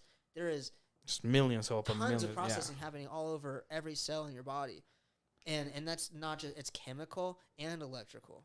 So you're it's fucking insane, and you're almost, we think we're people, but we're almost kind of at that level of processing. We're kind of inseparable from the rest of the environment because everything's kind of communicating with itself. Yeah. When it's interacting. Holy It's fuck. insane. That's why I don't think Neuralink may work. Because if we truly have access to every single fucking piece of information, are our brains really that fucking big to fucking just control Won't be everything? in the brain, right? So they'll let the AI filter out what's necessary for the brain to see, which is even scarier. See, that's because scary then as fuck, man. that's Because like, now that we give what is power to the AI. telling us. Yeah, Because- exactly. Especially Like- when it has access to the thing that gives us reality. This is the best fucking I'm stoned ass fucking conversation ever, bro. Like, Bro, it's like this is scary. fucking great. It's scary, bro. It's so interesting because I don't see how you don't get to that place. It's not I don't like, either. oh, it's a crazy I don't- possibility. it's the matter of time. It has to happen. It's That's going to the happen. nature of that trajectory. I agree. I think the end of the human race is going to be if we don't blow ourselves up before we do it. First of all, it's us for sure, 100%. Second, I think it's going to be some sort of AI or some sort of a higher power just taking over. You know, that are gonna be like, okay, you fucking morons, like you guys clearly are not smart enough to control this, so go fuck yourselves. You know, we're taking over. You know, because at the end of the day, we're just a species. You know, it's like how many fucking ants have you killed whenever you know they're in your house? Like I've killed fucking millions. You know what I mean? Like literally. So like Yeah. like you know. Mass murderer. Exactly. For sure. Like the other day there was a pile of ants under my garage. You're like Why? Genghis I don't Khan know. Like, of dude, ants. I grabbed fucking water. I put it on my kettle, and I fucking boiled the kettle. So then Holy I just shit. 'cause I didn't want to just drown them. I wanted to like die right away. You know, like and Yeah. then, I mean maybe this is more sadistic, but I thought it was more humane to burn them and drown them at the same time. Wait, you where know? was what? You poured it on the floor? The Yeah, I ants. poured it in the ants and like on the floor. There's like it was So in like concrete? yeah, it was in my garage. Like it was Okay. inside my garage. Like I opened the door, and I kid you not, bro. Like hundreds of thousands of it was Wow. incredible. Maybe not hundreds It of was thousands, probably but like kind of fun to watch. thousands. Right now, I have all the carcasses in my garage. Like I haven't swept them all. That's how many it was. I think like there's a big crack on where the concrete meets, and I think like an ant colony like developed there, Yeah. and they were just so many. I never seen so many ants in my life. I was like, fuck, what do I do? So I just fucking burned and drowned them at the same time, bro. It was bad. It sucks. Dude, I just can't. I love the like in my mind when we have conversations like that. I just think of aliens talking about people like that. For Like sure. hyper advanced For beings sure. just Yeah. being like, For sure. Yeah. Oh, Bro, remember there's all these remember fucking that little people in my motherfucker that we garage. kidnapped? Yeah. Remember that motherfucker that we took and put him on our fucking, you know, on our Spaceship? glass? Yeah, Yeah. exactly. Just We we split 'em watched them. around. Yeah. We put them together and they fought. You know, remember? Like we try to fucking Or do they're experiments just like, with them. or they're just like, remember when we started the Armenian genocide? Yeah, exactly. It's like, remember World War II? Yeah. Dude, that was a douchey move, bro. dude, dude, new sport, ant Hitlers. I want to see if you could just like program an ant Hitler. So they reject the queen and then they just start. They just fucking start their own murdering, fucking revolution. For sure, dude. That'd be hilarious. bro. That's so funny. I mean, But that's maybe the problem. is that's it. we We think are that probably would be those fucking so ants. hilarious. Absolutely, And dude. then People are just yeah. like, look. I mean, fucking aliens are like these poor bastards. They have That the makes fucking me no think clue. everything's a big joke, Yeah, like a big cosmic like happy birthday party, like kind of like a video game. It's like bro. We shit- literally could be. You know how we have millions of cells? Mhm. We could be a cell of a fucking way higher human, like being that we don't even have a fucking. that we don't even clue. understand how it works. That we don't even like. Universe could be just like a patch of skin that we're so fucking small that we have that we have no idea. This is what makes Roku's Basilisk such a scary thing. Have you ever heard of that? No. So it's basically humans invent a type of AI, and in the Roku's Basilisk case, this AI becomes evil, right? But you invent this AI, and it basically becomes so powerful, it becomes like this like serpent-like thing. It's just I think the serpent thing is just to make it scary. That it has domain of all existence. It's so intelligent that it now has domain over the entire universe. But the only crux to its existence is the fact that it was built by people. So what does it do? It controls time. It goes back in time to make sure that it builds itself. Right? Wow. So, and then any human that goes outside of that and says no, like if they become like aware that, oh fuck, like the humans that are like like talking against AI, right, technically, would be a target for Roku's Basilisk, and then they would be put in like this perpetual hell. Oh that my they can't god, that's escape from, fucking terrible. like schizophrenia and shit like that. That's terrifying. Yeah, and so it's actually I don't know if it's true, but they said it's like one of those like illegal threads because it's so scary. It's made people like kill So themselves. fucking crazy. Yeah. Wow. The internet is fucking Dude, powerful.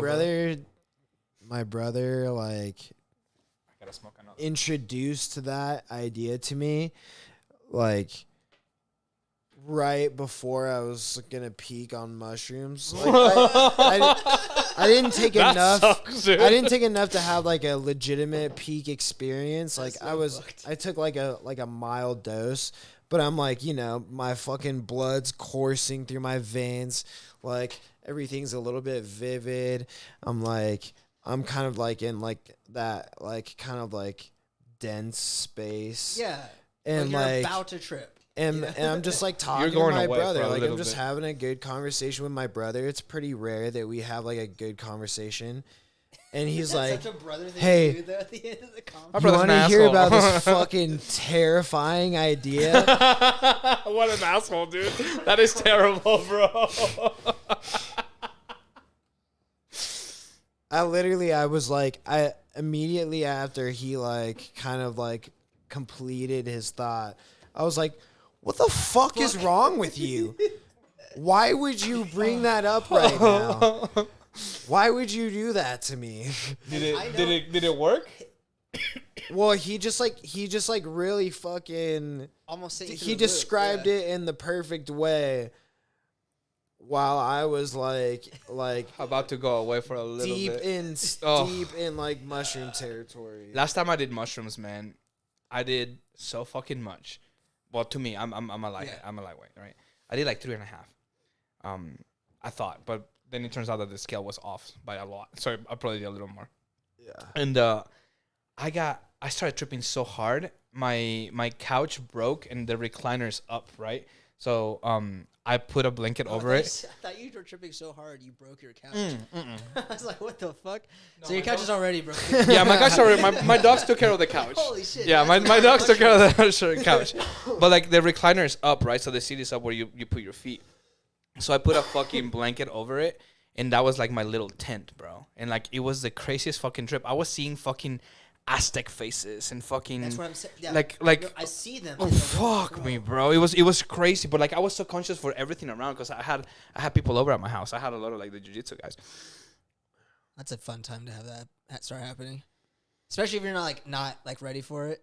Bro, I was like, I was like, what the fuck, dude? Like, what is happening? Like, they were talking about it, and all this time, like, they will ask me something. I literally would just come out of my tent and be like, yep, and then I go back into my tent, bro, and like started just tripping fucking balls, dude. It was the greatest fucking thing ever, bro. But like, you're right, like, those faces are something. Like, I think It feels like I'm in a zoo. I just realized we are.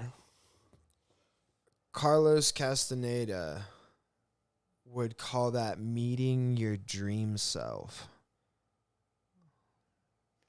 Who's Carlos Castaneda? That That's it a good question. doesn't matter really, but like that alien thing, Sorry. that alien thing that Mhm. you said, like Albert Einstein talking to you. Yeah. Albert Einstein was just like that representation in that room, in that environment, and that changes. I'm good. It changes depending on like what room you're in and how you're feeling that day, you know? Yeah. And like I think Carlos Castaneda, he's like, I don't know, he's just like this. He has like his own like mythos, but he would call that like meeting your dream self. Like It's cool. it's possible to meet the Sense that you you dreams that you isn't the experience dreams. in dreams. It's That's possible sick, to actually. meet that thing. See, I think dreams is like fucking tripping, right? It's like it's 100%. another level of your consciousness. It's just almost like the same thing. It's but, yeah, no, exactly. It would just do it naturally, you know. Like you pump all these like dopamine and all these like fucking.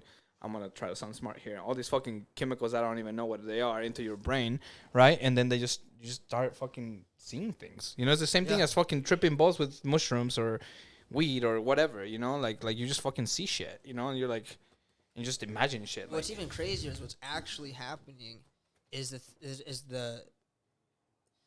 the normal interactions of your neurons that keep you in line with like common perception are just kind of turning off. So the things that so let me rephrase that.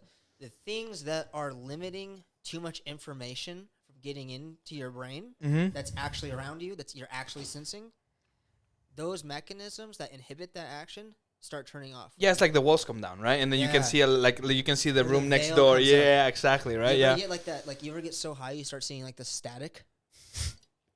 Yes. Bro, what the fuck? I've never met one person who hasn't like at least been sufficiently high who's always agreed with that.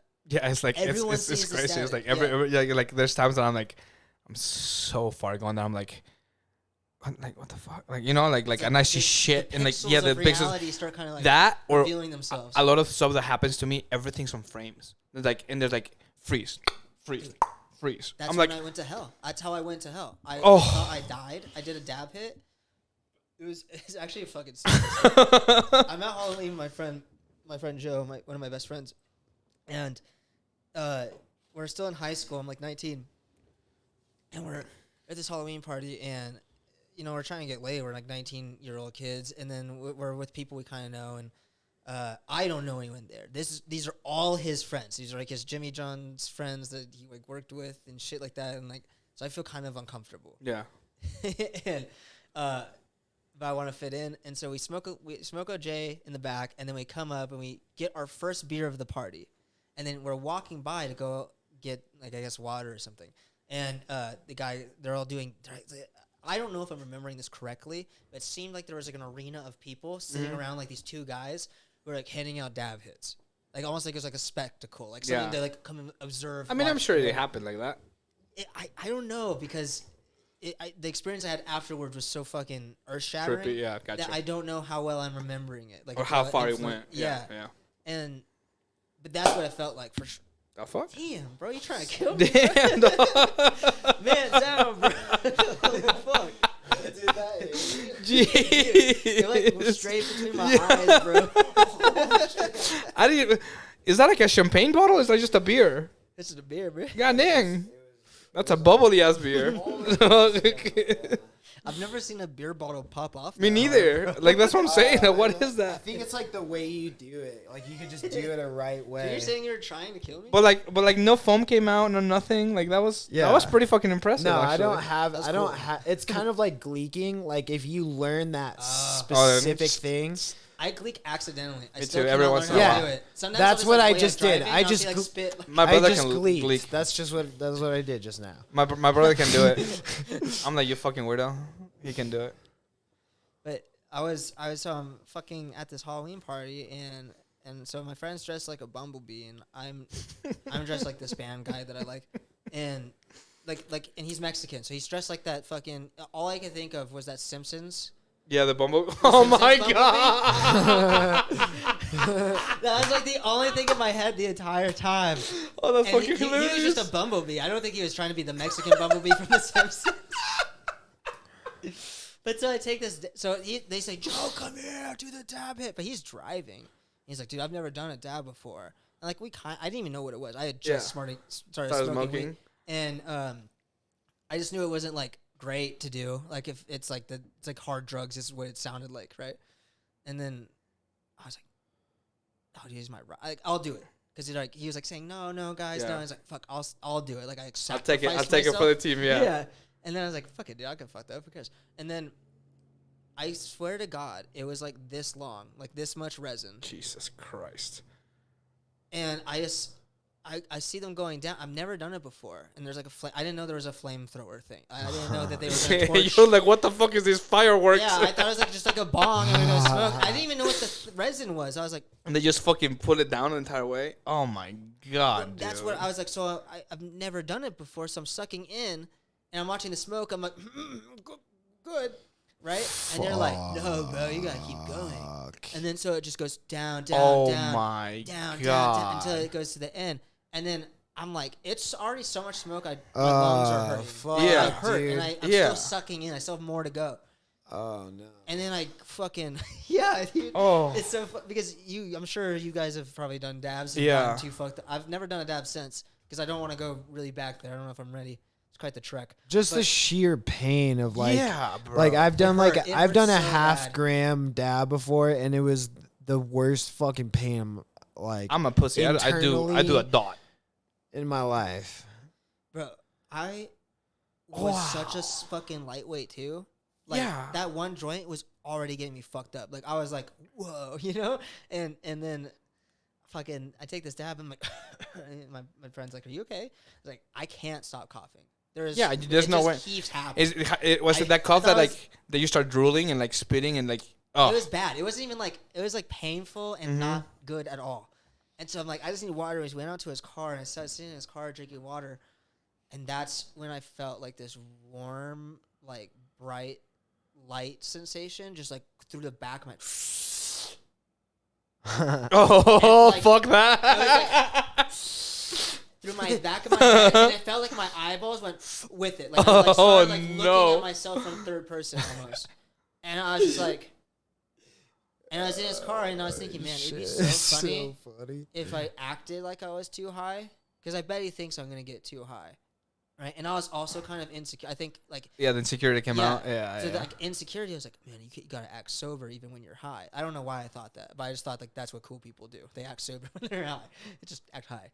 It's fine. But Yeah. that's what I learned later. So I'm like trying to pretend that I'm fine and I'm sober and I'm not too high. How do you act high though? When I'm high, I'm like, just like fucking a zombie, basically. No. You don't act high. No, you wanna not act high. You wanna just be Oh, no. normal. I think I know what you mean. So I was going to pretend like I was acting too high. Like Gotcha. It, like got me really fucked up. Like I was like, whoa, you know. And so I was like, it'd be funny is if I just pretended to like fall over and collapse. So I did, and I like fell over and I like shrunk into like the footboard of his car, and I don't know how I contorted that much. So I just remember being stuck in there, and then I was like, and he's like, dude, Ryan, are you okay? I just wouldn't answer him. I was like, just watch this. He's gonna think I'm dead, and that's what set me off. I was like, Oh, I'm dead. yeah, the joke became the joke on me. The real yeah. Because I was like, wait a minute, what if that's what happens? What if I'm actually dying? What if that wasn't just Yeah, me? you just leveled the fuck out of yourself. And I was thinking, oh fuck, I'm about to die, so let's pretend that I'm not Oh dying. my god, bro. And so my brain's going in this cycle of not knowing. I've done this logic loop where now I don't know if I'm alive or dead. I don't know. I don't know if I'm in the process of dying. So and then I'm so still, because like the body's no longer communicating properly, I guess, and so it's like still with the joke that my body is, but my mind is not with the joke anymore. And it's Yeah. like, I don't know if you are dead or not. Like, whatever is deciding if we're alive or dead is just completely confused. I've confused it beyond, like, it just doesn't make sense to it anymore. And then he starts freaking out. He's like, Ryan, are you okay? Are you okay? I'm like, I like, fall out of the car. I still can't do anything. I'm like completely in like a different space entirely. And then I'm like, eventually I start kind of communicating with him. And I was like, dude, I think I'm in hell. And then like you said, those picture things yeah. where it's like snapshots of reality, but Yeah, it, it's like fractalized. Yeah. And I was like, I felt like anywhere I moved, I was like looking at a different, like infinite set of possibilities, I've been there. but they were arranged in the highest probable order. So I was looking at like a distribution of, it's most likely that this section of realities is going to happen, and here's the least likely, and then as I turned, it would be like most likely. Wow, that's crazy. I haven't been there, but like I've been on something like that where like I see and like I'm like because I'm conscious of it and like I'm like blinking, and every time I blink is like another frame and another frame, and I'm like fuck, like I feel like I can just like touch that frame and live it, and then touch this frame. Dude, that's like a place. That's a place you It can go is. to. I didn't know about this place though, and I didn't even know if I was alive or dead. Actually, at this point, I think I was pretty. And I'm convinced. like, oh, You were dead. I think Yeah. I think you can, if you find yourself in that place, I think you can like you Pick can reality. learn about it, and you can try to just understand what's going on. I didn't know this would. I didn't. But you gotta think. I have never done psychedelics at this point. I had barely smoked any weed. This. And you took the biggest dab in the fucking world. And I didn't know what a dab was gonna do. I thought like, because before then we would just make me too giggly, and things would just be too silly, and I wouldn't be able to answer questions. Yeah. But now, You went from very little to a lot. I A lot. yeah, It's like smoking a pound of weed, bro. That's exactly what you just did. I don't even know how much it was. I don't know. I just know that I pretended to be dead, convinced myself I was dead. It's and like then after smoking being dead, a batch of brownies. and then I was like, oh, I'm high. I mean, oh, I'm in hell. And then I just felt like he was betraying me. But from his perspective, it makes complete sense, Yeah. right? Because he was like, I was like crawling on the concrete, acting like a fucking moron, and I'm just high. But I'm going through like a psychedelic like experience. Yeah. Where that translates to making sense, but he didn't really understand what dabs were at the point either. So he thinks I'm just smoked a little Fucking too idiot. much weed and Yeah. I'm being a fucking. You probably annoying as fuck too. You're like, Yeah. God damn it, dude. It's weird because some people don't know, like some people don't understand that place, and so like for them to think that you could get there by smoking too much weed. Yeah, like, it's Doesn't make impossible. sense. It It's doesn't. like that doesn't even register. It's That's something- incomprehensible. Well, I or thought whatever something you else call was it, in the yeah. weed. That's what happened.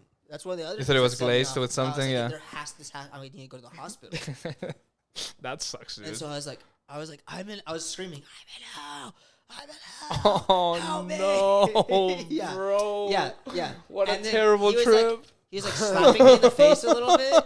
He was like slapping me in the face, like kind of like, I don't know, like how you wake up a person who just got knocked out. You like slap him in the face. I don't know why, but it was really pissing me off because it was making me like move through realities. Yeah, you're And I just thought, like, shaking. he was just, You're like, going not from listening fucking. to me. Yeah. You're going from fucking. I was like, dude, I'm in hell and you're slapping me in the face. Help. You know? So I was like cognizant of like, I'm like, you're not helping me.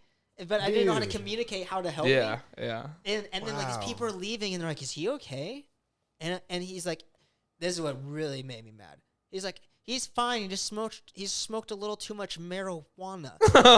He said it just like that. I remember the way he said it. Marijuana. And I was like, how dare. Yeah, you took the fucking hit for him. You have no idea. You took the hit for him. This is not marijuana. I was like, I was so mad. Not just that, it's like you literally took the fucking hit. That was supposed to be him. He was the one supposed to be going dead, not you. That's what, I think I went through Dante's Inferno. Yeah, you went through all 9 stages or Yeah. how many fucking And days. Yeah. eventually, I kind Whoa. of like greened out Dude, though. this is crazy. And I don't remember what happened entirely, but I remember that part, and then I remember the other stuff from what people told me. So after that, I eventually started walking, and I was being so loud that the other people in the house, like the owner of the house, came out, and then I kind of remember a group of people, but I guess that it's so unfortunate because it was Halloween. The owner was dressed literally as the devil. Yeah. Like a top hat, like the mustache, and I'm freaking out. And I like take off my my friend's like, dude, so you need to calm down. He's like, dude, it's okay. You just took a dab hit. You're fine. You're just a little high. And every time I said a little high, I freaked you're out. like, I was you're like, freaking I am out. so high. If you're telling the truth. This Like, is you know, not a little Yeah. motherfucker. And then and I was like, but at this point I was like begging them. I was like, please take me to the hospital. I just need this to stop. I just wanted it to stop, whatever it was. And he was like, no, you can't call that. Of course you can't call the fucking cops. And No, the a fucking ambulance. Halloween What the party fuck? with fucking bunch of But- underage fucks smoking. But that's what the devil said. So I had to take my rings off. I took my rings off. I used to wear a lot of rings, and you would know. Yeah. And I threw them at him. And I was like, you're the fucking devil. And then they're like, okay, dude, you need to take your friend home. But then That's I fucking found out- fantastic. I found out later that, oh wait, by the way, on the ride home, I'm like freaking out because like my mom is like super strict, and Yeah. if I showed up high, I was gonna like, I Die. thought it was the end of my life. Yeah, for sure. And so now he's taking me home, and also people weren't allowed in my house. My mom was like strict about that, so he has to walk me upstairs as if I had just gotten He had- drunk. Yeah, he has to sneak you in pretty much, It yeah. was not an okay time, right, for this to happen in my life. And so that was also what I think was freaking me out. But on the way, I was holding his hand. I was like kind of coming down a little bit. I was like going back into my body. And it was like freaking me out because I was like, I don't know where I am. So I was like, the only thing that like tethered me to reality was His holding hand. his hand. Yeah, holding this other man, my best friend's hand. And I was like, I like felt it. I was like, and anytime he let go, I was like, no, like a baby, like don't Yeah, leave yeah. me. But then I look at him, and he's dressed like that fucking bee from The Simpsons. And and I just lose it again. I just fucking go straight, and then Did your mom ever find out? no, my mom had I told my mom he tried. He was a good friend. I remember like I'm in my room with the light on. I'm like I'm so fucked, but like I'm also in a completely different dimension at the same time. That's so And- fucking. And he's like telling my mom that I'm drunk. And I was like, don't tell her I'm drunk. I'm dying. Take me to the fucking hospital, you asshole. I'm dying. And then I heard him say, he's like, I think he may have just took a little too much weed. But he was like so nervous. I could hear the nerves in his voice. I can still remember that. And then my mom made me throw up in a trash can because she thought I was fucking drunk. Yeah, We that had thing been works gone with 20 this minutes. shit. We were only at the party. We had just left my house. Oh, no he had just way. picked me up. We had been gone 20 minutes. Wait, Oh I was like, how did he get God. that drunk? What that the? fast? Yeah. How the And fuck? he's like, he just went real hard. he took the entire bottle of tequila. He doesn't smell like that. But Your then- mom knew for sure. Shit. and Okay, then so she this found- happened Eventually, he in. told her I was high, right? And then I'm laying in bed with my mom. My mom actually did a very motherly thing. She didn't freak out on me right Until away. the next day. She sat on my bed, and I had to hold my mom's hand all night. And I said, I'm so sorry, Mom, but I'm in hell, and if you let go, I don't know if I'll come back. I bet those were terrifying words for your mother, dude. Oh, yeah. Terrifying words. Your mom is like, "Oh my god, what the fuck did he take? Like, what the fuck did this idiot Dude, do?" so here's the thing. Those are two, like, what just happened is you guys just shared two opposite sides of the same coin. Like, That is very you true. said yes, you chose the good path, and he chose the bad path. To be fair, though, this motherfucker was talking to the actual devil. Like, And to somebody that was actually dressed as the fucking devil. think I just had Albert coincidentally- Einstein's fucking eye. I think coincidentally, I've chosen both, or not coincidentally. That's like not the right word, but I've had multiple experiences in that realm, and I've made both decisions. I've said I've chosen the good path, and from the outside, what's weird about like choosing the good path, at least.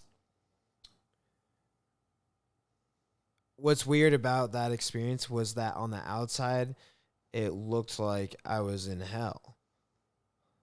That's Like if someone was watching you be high. like, I don't know. Like, I guess I thought I was dead, but I mean, I didn't think I was dead. I thought I was in paradise. I thought I was in like heaven, essentially. Oh, I see what you're saying. Except from the outside, it looked like I had taken way too much acid, and I was trying to like jump out, The fucking window. jump yeah, out yeah. the car while we were Yeah. driving down the That's freeway. really interesting that you say that, because it does speak to like what is the nature of that peace that you actually find in that on the side of that. Because like I was playing this one game, I don't remember, it's like these people wear like creepy masks and shit, but everyone's normal if you keep taking these like happy pills, right? Oh, Take these- weird. yeah, it's a cool game. Got bad ratings for some reason, but I thought it was a cool idea. So you're like in this weird society where you're like at a corporate job and you do everything that you're supposed to do. As long as you keep taking your pills, nothing bad will happen. Take your pills. Make sure you take your pills. And so you take your pills, and everything's like this bright, like 1950s, like colored world. Like everything's like nice and happy, and almost like a little kind of like creepily too happy. But and then all of a sudden the pills wear off, and it's all black and white. Oh. And so people are like eating this food, right? Like in the normal bright 1950s like style, there's like a buffet and they're eating like chicken and all that stuff. And then like when the pill wears off, they're all eating rats. And like, yeah. Oh my and, God. Like, shit on the ground and like look like zombies. And so I wonder, like, That's cool. to go to heaven, do you have to sacrifice? I think I mean- it's like a You know, like what is that? What kind of metaphor is that? it's an relating ego to? death, really. Like what's happening on the outside is totally different than what's happening on the inside. Because imagine if you go, like, think And about there's it this no way. way to like relate the two. I mean, you can talk about the internal experience and the external experience, but the in order to understand how they like coincide or if they even do. Maybe this is. I mean, I may be thinking outside of the box here, but you know, when people say that when you're about to die, you just go somewhere else and you just, you know, like you see the end of the light or whatever, and you see like your happy faces and you know, like you see your light flash or yeah, all that kind of shit. Maybe we're just activating this exact same part of the brain with these different like psychedelics and these different like drugs or whatever. We're triggering this part of the brain that is triggered before we die. You know what I mean? Because I know that DMT is produced by the brain. It's produced by the human brain right before you die, actually. So maybe that's what it is. Maybe we're just producing these chemicals in our brain or activating these chemicals in our brain with the stuff that we're taking that makes us think that way. You know what I mean? Yeah, I wonder evolutionarily though, like, is it just a mutation? Because it seems like a lot of things have this sort of experience, right? Yeah, but I mean, there's also, we just talked about, there's so many levels of the subconscious. So like, we could be activating completely fucking different parts that, you know. You want to know something really, really interesting? Have you ever heard of, you ever heard of Sam Harris? Sam Harris? I've heard of him, I think. So his wife, I think like Amelia Harris, she like does consciousness research and all this stuff. And right now, and she does consciousness research based from like a purely like physical approach, like from like it's her concept isn't necessarily it's like metaphysical kind of, but her physics based approach is based in like theoretical physics. Okay. And speaking to some of these like top scientists in the world who are studying these things, right? And quantum mechanics and all this stuff, and right now what all of the research is pointing towards is that there's a good chance that physical reality is not the substrate, but consciousness is the substrate. Wait, what? Yes. Yeah. So everything that so seems to be physical It's cool. not. Yeah. is not. It's actually just all consciousness. Yeah. But consciousness just happens to manifest these things that appear to the other aspects of consciousness. Bro, I'm too as high physical. for this shit, bro. This is You crazy. know what I mean? Yeah, yeah, yeah. But this is what science is saying. That's So fucking and then wild. so there's like these there's actually like really really solid consciousness research about how consciousness doesn't have to tell you anything about your environment for it to work evolutionarily. In fact, we're actually designed to negate inputs of whatever physical reality would be, so that we're better fit for the environment. Yeah, so we just stay in the same environment that we are. This is the same Wow. thing that religion's trying to explain, though. I think everything's trying to explain. Yeah, this. I think we're everything all does kind that. of kind of solve like a weird jigsaw puzzle. Yeah. That's fucking crazy, dude. That's pretty wild. Which I think Carl Jung was really onto something when he was talking about the psyche. I think the psyche, and like we think of ourselves as individuals, right? But I think that there's unconscious layers to that. And subconscious layers to that. The reason I don't say unconscious is because I think unconsciousness is just death. I don't think that there's if you're unconscious, there's no experience. That is Right. And if there's no experience, then There's nothing, yeah. There's nothing, so that's death. I don't think when we get knocked out or anything that we're Well, but unconscious. you're Oh, like I've been knocked out before, and I At- dreamed when I was like, Yeah. when I was knocked out, I was like, the first time I got knocked out, I was like, I thought I was in my bed. Like, I literally thought it was in my bed, and I woke up, I was like, why am I on the fucking street? You know, like, why am I on the fucking concrete, dude? Like, I was in my bed like 2 seconds ago. What the fuck just Yeah. happened? So that you do think, you do, like, you know, Yeah. your brain activates. And I think like you wouldn't say someone who's blacked out is unconscious. No. I mean, sorry, you wouldn't say someone who's blacked out isn't a conscious entity. Yeah, yeah. If they're walking around and still acting like a human, even though they're black, they're blacked out. Yeah, You've seen people there's can, like, you still know that there's but a then they human wake up and there. they're like, "What happened?" You're not like But technically your conscious isn't there. your memories aren't there. You're not forming memories. So I think there's a mislabeling of terms. I'm with you, actually. Consciousness isn't something that you turn off. Consciousness is just something that is life. That Yeah, is just a I'm with you. part I of never really existence. thought But about it's this, your but it's consciousness specifically. yeah, but you're still functioning, and the fact that the only reason that you cannot understand what's happening is because your brain is not there, but your not conscious is making the deeper than memory. your No, brain. your Yeah. consciousness left the body, and no. some other consciousness maybe took over. No. Some No, like it's not that. automatic It's not awareness. that. It's you don't have to be. I think what we like what we think of as consciousness is like this intellectual awareness, this ability to intellectually think yeah. about the observations being made.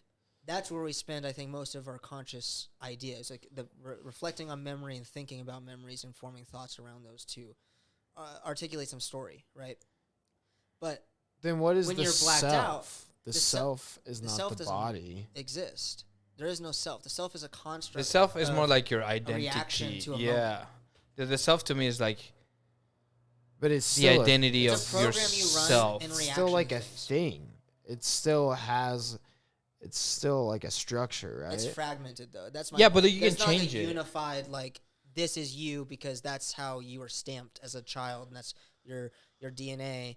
It's like it's more like all these different inputs are getting integrated into one message, and that message is trying to determine whether or not this is the right course of action. Yeah, for and your you survival. you can change it. Like to me, like the self is like, for example, like when I quit playing soccer because I had to. Like to me, that was my identity. To that was who I was. That was myself, right? Like, but like I went to this like depression moment or whatever. But then I found something else, and like now myself is not that anymore. You know what I mean? So like I'm changing, and it can like change completely. But I don't think that's conscious. Conscious is just like it just goes deeper than that. I say like it's instantaneous awareness. the self No, or the consciousness. consciousness. Instantaneous awareness. So it's basically without memory. So it's the awareness without memory, because I think we get stuck on this idea of having memory and Yeah. an idea of things, right? Like to reflect on. And I think memory goes more than just like circuits in the brain that replay loops of like interactions. I think memory is more specifically defined in the physics of how things interact with each other. Like, you know, when you have a paper and they bend it Mm-hmm. and it kind of like bends back and they call that memory. Yeah.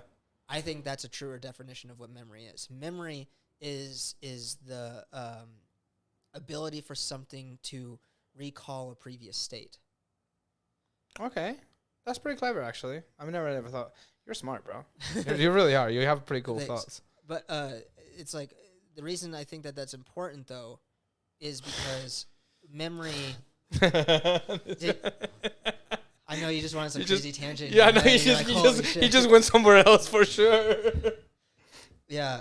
I But was following along. no, that's what I mean. I think Yeah. you went on a crazy. You tangent with completely what I like thought said. about. You truly thought about it. It was crazy. And then you came to like some weird conclusion about why that makes sense, and then you're like, whoa.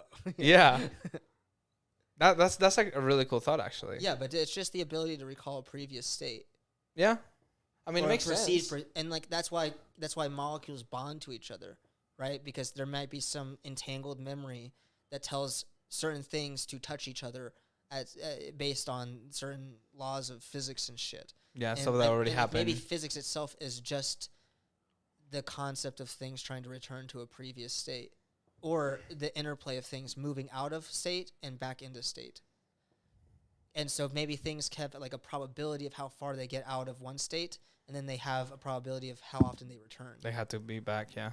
And I think it's kind of like, I bring up this a lot on the podcast. It's kind of like a light switch. This Jean Ramajan, this like Indian mathematician. I wasn't being What a racist. fucking It's name, really bro. Close. I know. It's really close.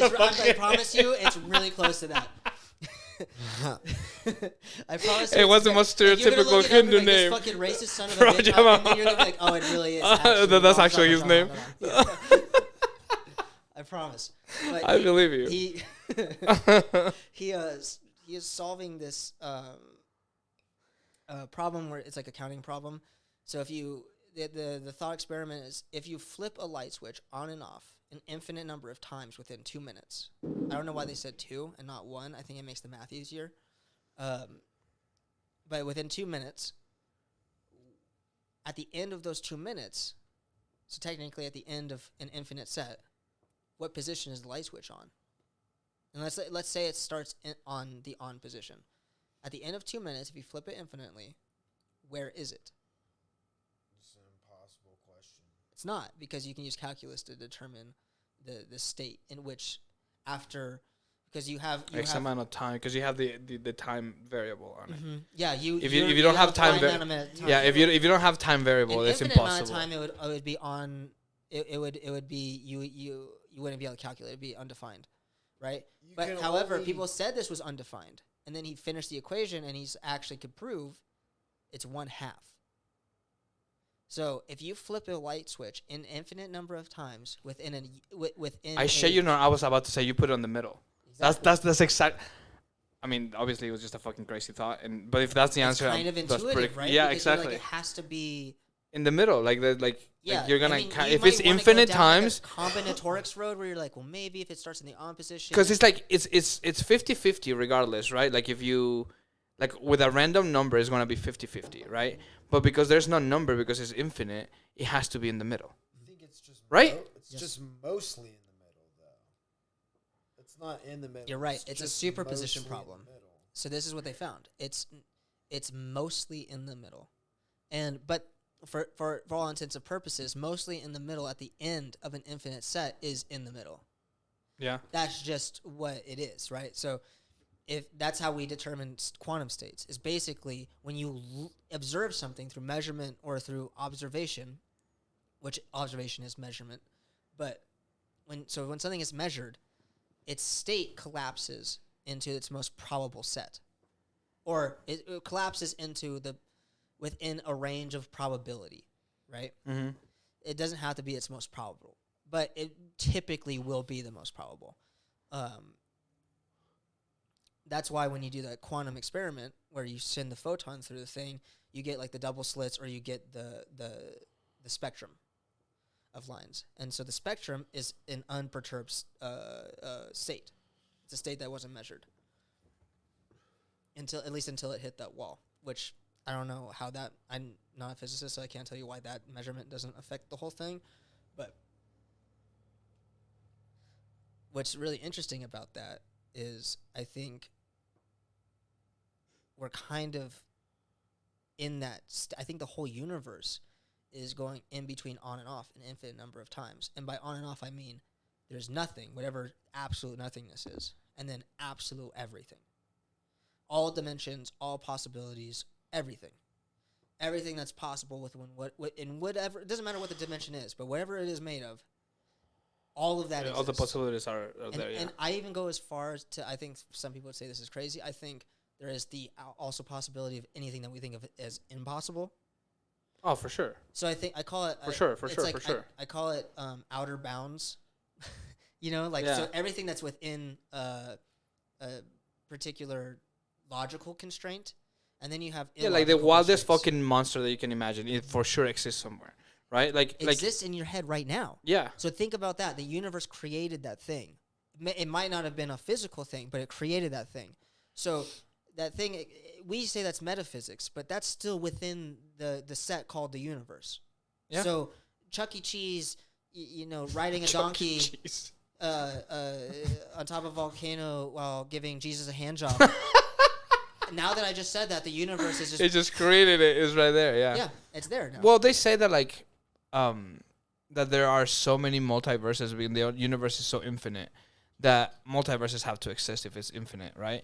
And they say that somewhere in the universe, in these multiverses, this exact same scenario, it's happening right now, on this moment. You said you have an atom over here instead of over there. Exactly. The You know what I mean? collapsed here instead of there. Exactly. So that's how many... there's so many other permutations. Exactly. So everything is happening at the exact same time somewhere else because infinite is infinite. So the chances of it have to happen. Yeah. They have to. Is it possible to consciously move your way through that realm? I think, and this is gonna sound really outlandish because that's a good question. This has to be followed up with explanation, but I don't know if I want to get all the way into it in this podcast because it's a lot. You know what I'm talking about, dimensional theory, right? Have I ever told you about that?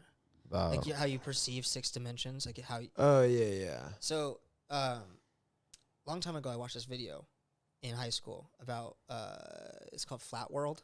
Mm-hmm. You ever heard of that? No, I have not. So Flat World is this like educational video to teach you how to think about dimensions Mhm. as like for it's like for children. So you have like these like 2D like squares, and they're walking around in their 2D world and they're living their 2D life, and it kind of mathematically is like they can only see like a line, they don't see above and all that shit.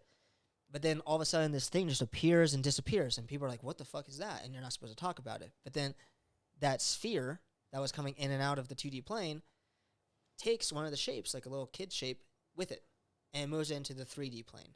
And he's like, "Whoa, what the fuck?" You know, he's like seeing inside of his parents. He's like, "What the fuck?" You Yeah. know, he's like freaked out. And it's just a way to explain like how to visually perceive dimensions at different levels. Yeah. And it's kind of cheeky because if you're actually 2-dimensional, you couldn't see anything because organelles don't exist at that level. There's nothing to interpret an image. You'd have to have some projection and then something with like a 3D ability to see it that represent way. that. Yeah.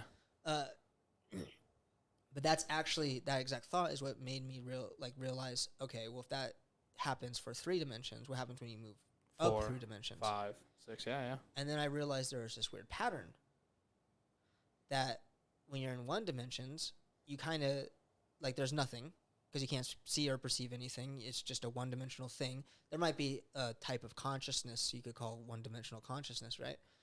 And then you have 2 dimensions. Again, no perception, no significant increase in consciousness. Yeah. But all of a sudden, you hit 3 dimensions, and then everything that we know and Just and expands, exists, right? And then it repeats. 4 dimensions. You can't really see anything if you're a 4-dimensional creature, because in the same sense that you couldn't see anything if you were a 1-dimensional creature. And the reason is because it's so hard to explain. Okay, so a 4th dimensional thing is a linear subset of an entire timeline. Mm-hmm. And it's moving through that timeline all at once. So it sees all of time, so if, like your entire life, all at one instant, right? One version of it. Yeah. And it's just that thing. That's what it exists as, right? If you were to be that thing. But there's no way to really see that. You're just the thing. You're just the existence of that thing. And that's a 1-dimensional point of existence, right? You move up to 5 dimensions, and now you split it on 5. You're 2 different things, Yeah. kind of like a 2-dimensional, Yeah. way you can now move in 2 different directions. And now, but you still can't really see anything. You're now living this life and this variation of a life and this variation of a life, but they're all happening linearly. They're you they're can't parallel move to each between other. them. Yeah, they're parallel to each other. So So you there's a cannot. space to move for this entity we're building. Yeah. And all of a sudden, when you hit 6 dimensions, you can build the entity. That entity can walk around in a space of 5-dimensional or 4 and 5-dimensional things. So you're walking around, and basically the way I think of it, the way I try to picture it, is like the thing that's on this TV that you're watching, the show that you're watching, is one instantaneous life. So that's the 4th dimension. So it's that one experience. And then as you move, in any direction you move in, you're shifting into another period or another instance of that life. So as you move forward, you're moving quicker through those things, or you're moving into different subsets of those things. And then I think it scales up to 9 dimensions, but I can't conceive visually More than how that that. would work. Yeah. But I think there's entities, and I think this is where archetypes lie. I think archetypes move around, and like I think these dimensions exist in our psyche, and maybe not necessarily in like a physical reality. Yeah. Wait, so is there like there's like 4th dimensional, 7th dimensional, No, it's 10th dimensional beings, and then it would like just continue every 3. I don't know if it continues every 3, because I think once you get around like 10 and 11, if you just add in like a very simple level, you're like, okay, at 7 dimensions, you can move around you kind of scale all of 6 dimensions into one point, and you can move around all of those. Or you're just experience all of those points at once. And then at 8 dimensions, you have all of these points and then a variation of all of those points, whatever that is. Yeah. Right? But then at 9 dimensions, you move around all of those variations as a 3D entity again. But then at 10 dimensions, you scale all of 9 dimensions back down. But then you're getting into a territory where for that to even happen, you're looking at things that are impossibilities. So things that can't exist with. So you're looking at unnormal physical structures. So as physics breaks down, we're looking at something that doesn't have the same physics anymore. So it's like Inception. Possibilities that can't exist. So are things that are impossible just things you can't explain?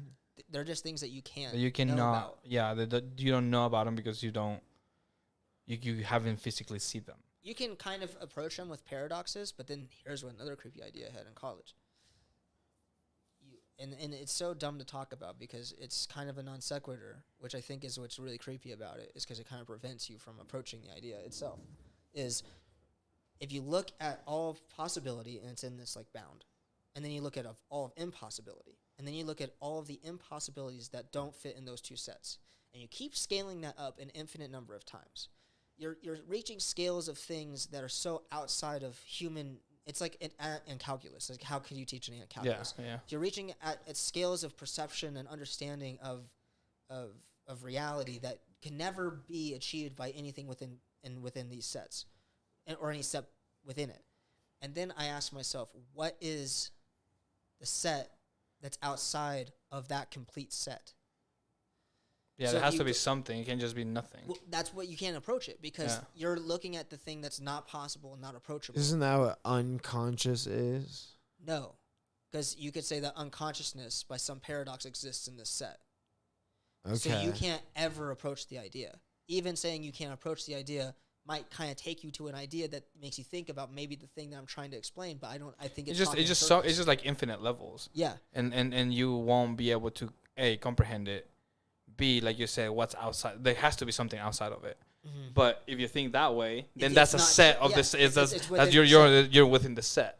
It's kind of crazy actually. Yeah, and that's a really terrible. Bro, what kind of drugs do you do, man? Like your brain is special, dog. It's kind of funny because I went to college with this kid he's like 16, and I'm like a senior. He's in the senior dorms, and he is the smartest person. The fucking I've ever brain, met. yeah. And he's like this like really nihilistic, like fiery, like Latino kid. And On a bee suit, what? on a bumblebee No, suit. no. But, oh god. Oh no, that is my hell. What if every Latino you met just all of a sudden It's just a started fucking. wearing- you saw more and more bee suits, but no one else saw the bee suits? I'm just gonna come roll with you next time with a fucking bee suit. It's like That'd be so funny. that'd be Oh, hilarious, dude. dude. That'd be a TikTok video for sure. Yeah. Someone showed up like the Simpsons. The Simpsons bee, yeah. Dude, that's so That's funny. hilarious. Isaac. I love that he played. I don't know the actual name of the genre, but Mexican music when he walked out on Mhm. Fight to Win. Yeah, I was like, yeah. That's so sick. Dude. Yeah. That's so cool. But so I was living with this kid, and he would help me with my Calc 3 math homework. And I'm not exaggerating when I say this, and I didn't know this existed. I thought this was like a movie thing, like when you'd hear people talk about, like you'd see it on a movie. It was like literally shit out of a movie. I'd be struggling for an hour and a half with like trying to understand this fucking equation. And I'm like, I call him and I'm like, dude, I really need help. Like I don't. And he's like, it's 4. Just like that. No, he would look at it Process and on he'd be his like, brain. what's wrong with you? Like he would like look, like what, it's clearly You 4. fucking idiot, dude. Yeah. Like, you fucking peanut brain. And so he's like, but the funny thing is he's like, we would get fucked up, and this is before I had a lot of my ideas even like kind of like worked out. We would get like really fucked up, and I started talking because I was like, oh, what a great opportunity! I can talk to this kid about my fucking nutty, fucking lunatic, crazy ideas about reality. And he's like, you know, you're really dumb when you're sober. As soon as you get drunk, you become like some weird savant about It's how things funny, dude. are- That's hilarious. Yeah. I I think it's think- one of my favorite compliments I've ever gotten. Yeah. I like when people like think like that though, because it's rare. It's very, very rare. It's very, very rare. I wish I was more like that. I'm not like that. Also, You're literally having this you are like that. he's basically. I mean, I like, guess, but not forcing really. you to become like a drug addict. Oh yeah, dude, I would get drunk with him all the time. Honestly, if I'm being real honest, You're like- it Basically kinda saying hurt. I Yeah. like. I was like, I thought I was because I always like to think I was like a Like, little oh, bit smart. Yeah. I just wasn't a super fucking genius, you know. Yeah. But then I was like, you know what, I am. I think I'm very smart, but I think I'm very like street smart. You know, like I know how to navigate life pretty well. I know how to survive a lot. You know, I'm very comfortable in like different like situations. Like I move a lot. You know, like I've been everywhere. So like that like really helps me. But like when it comes to like your type of brain, I think I can hold a conversation because I have an open mind and I try to really think through it. That's so. But rare. but it's not that like I cannot think of it. You know what I mean? Like the scenarios that you thought, like the set of subconscious and like in what's outside of that set. You know, it's like I never fucking thought of it. But like now that I'm thinking about it, it's like, yeah, it's fucking crazy. Like there has to be something about it, right? But like, every time I think of that something, that's a subset of that thing. You know what I mean? So like annoying. it's so fucking it's so fucking creepy. It's like Torturous. it's like fuck, I just want to solve it. You know what I mean? Yeah. And I like troubleshooting a lot. Like that's why I'm looking at your chessboard, but like that's why I like chess a lot. You know, because it's like it's nothing that like problem solving. It's just puzzles. That's all it is. All it is just a puzzle. You know. I think I like chess for the same reason. Yep. Because part of me doesn't even want to learn openings or strategy. I'm with you. I have not looked up anything like that. You know. The only thing I looked up a little bit was the London because I was like, I have to learn a thing. Yeah. Right. But I only know how to open the London. Like Yeah. I don't know any lines. I don't know anything either. I'm like, oh, I'm gonna do a fucking Queen's Gambit, and like I do the Gambit. I'm like, now what? Like now I don't know what to do. You know. Like what I realized is like, oh, you're just like when we do that, we're just picking a problem set that's been solved. But chess is so variable, and there's so many unsolved problem sets. One movement of one piece changes everything. Mm-hmm. Everything. And so, and people can only drill down so far before, I mean, even with chess engines, you still can only drill down so far that, and I don't see, a lot of people, I think the chess engines, and maybe I could be wrong on this because they could probably prove it, but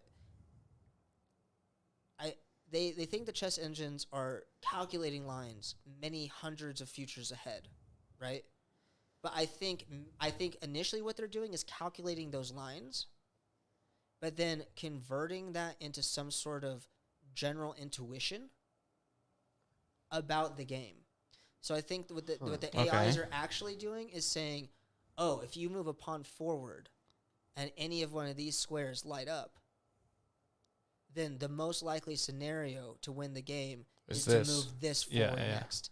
I don't think it's, oh, this guy's playing the Queen's Gambit. This is line A, B, C, and D. Yeah, I don't think that's why like people that cheat online, right? Mm-hmm. Their openings are very weird because like engines like Stockfish and stuff like that. To my understanding, and I'm not nowhere. I mean, I'm awful at fucking chess, so like I'm nowhere close, or you know, I don't know anything about the game. That's why, to my understanding, they cannot give you like the GTO game theory optimal opening because they don't understand it, because they don't know.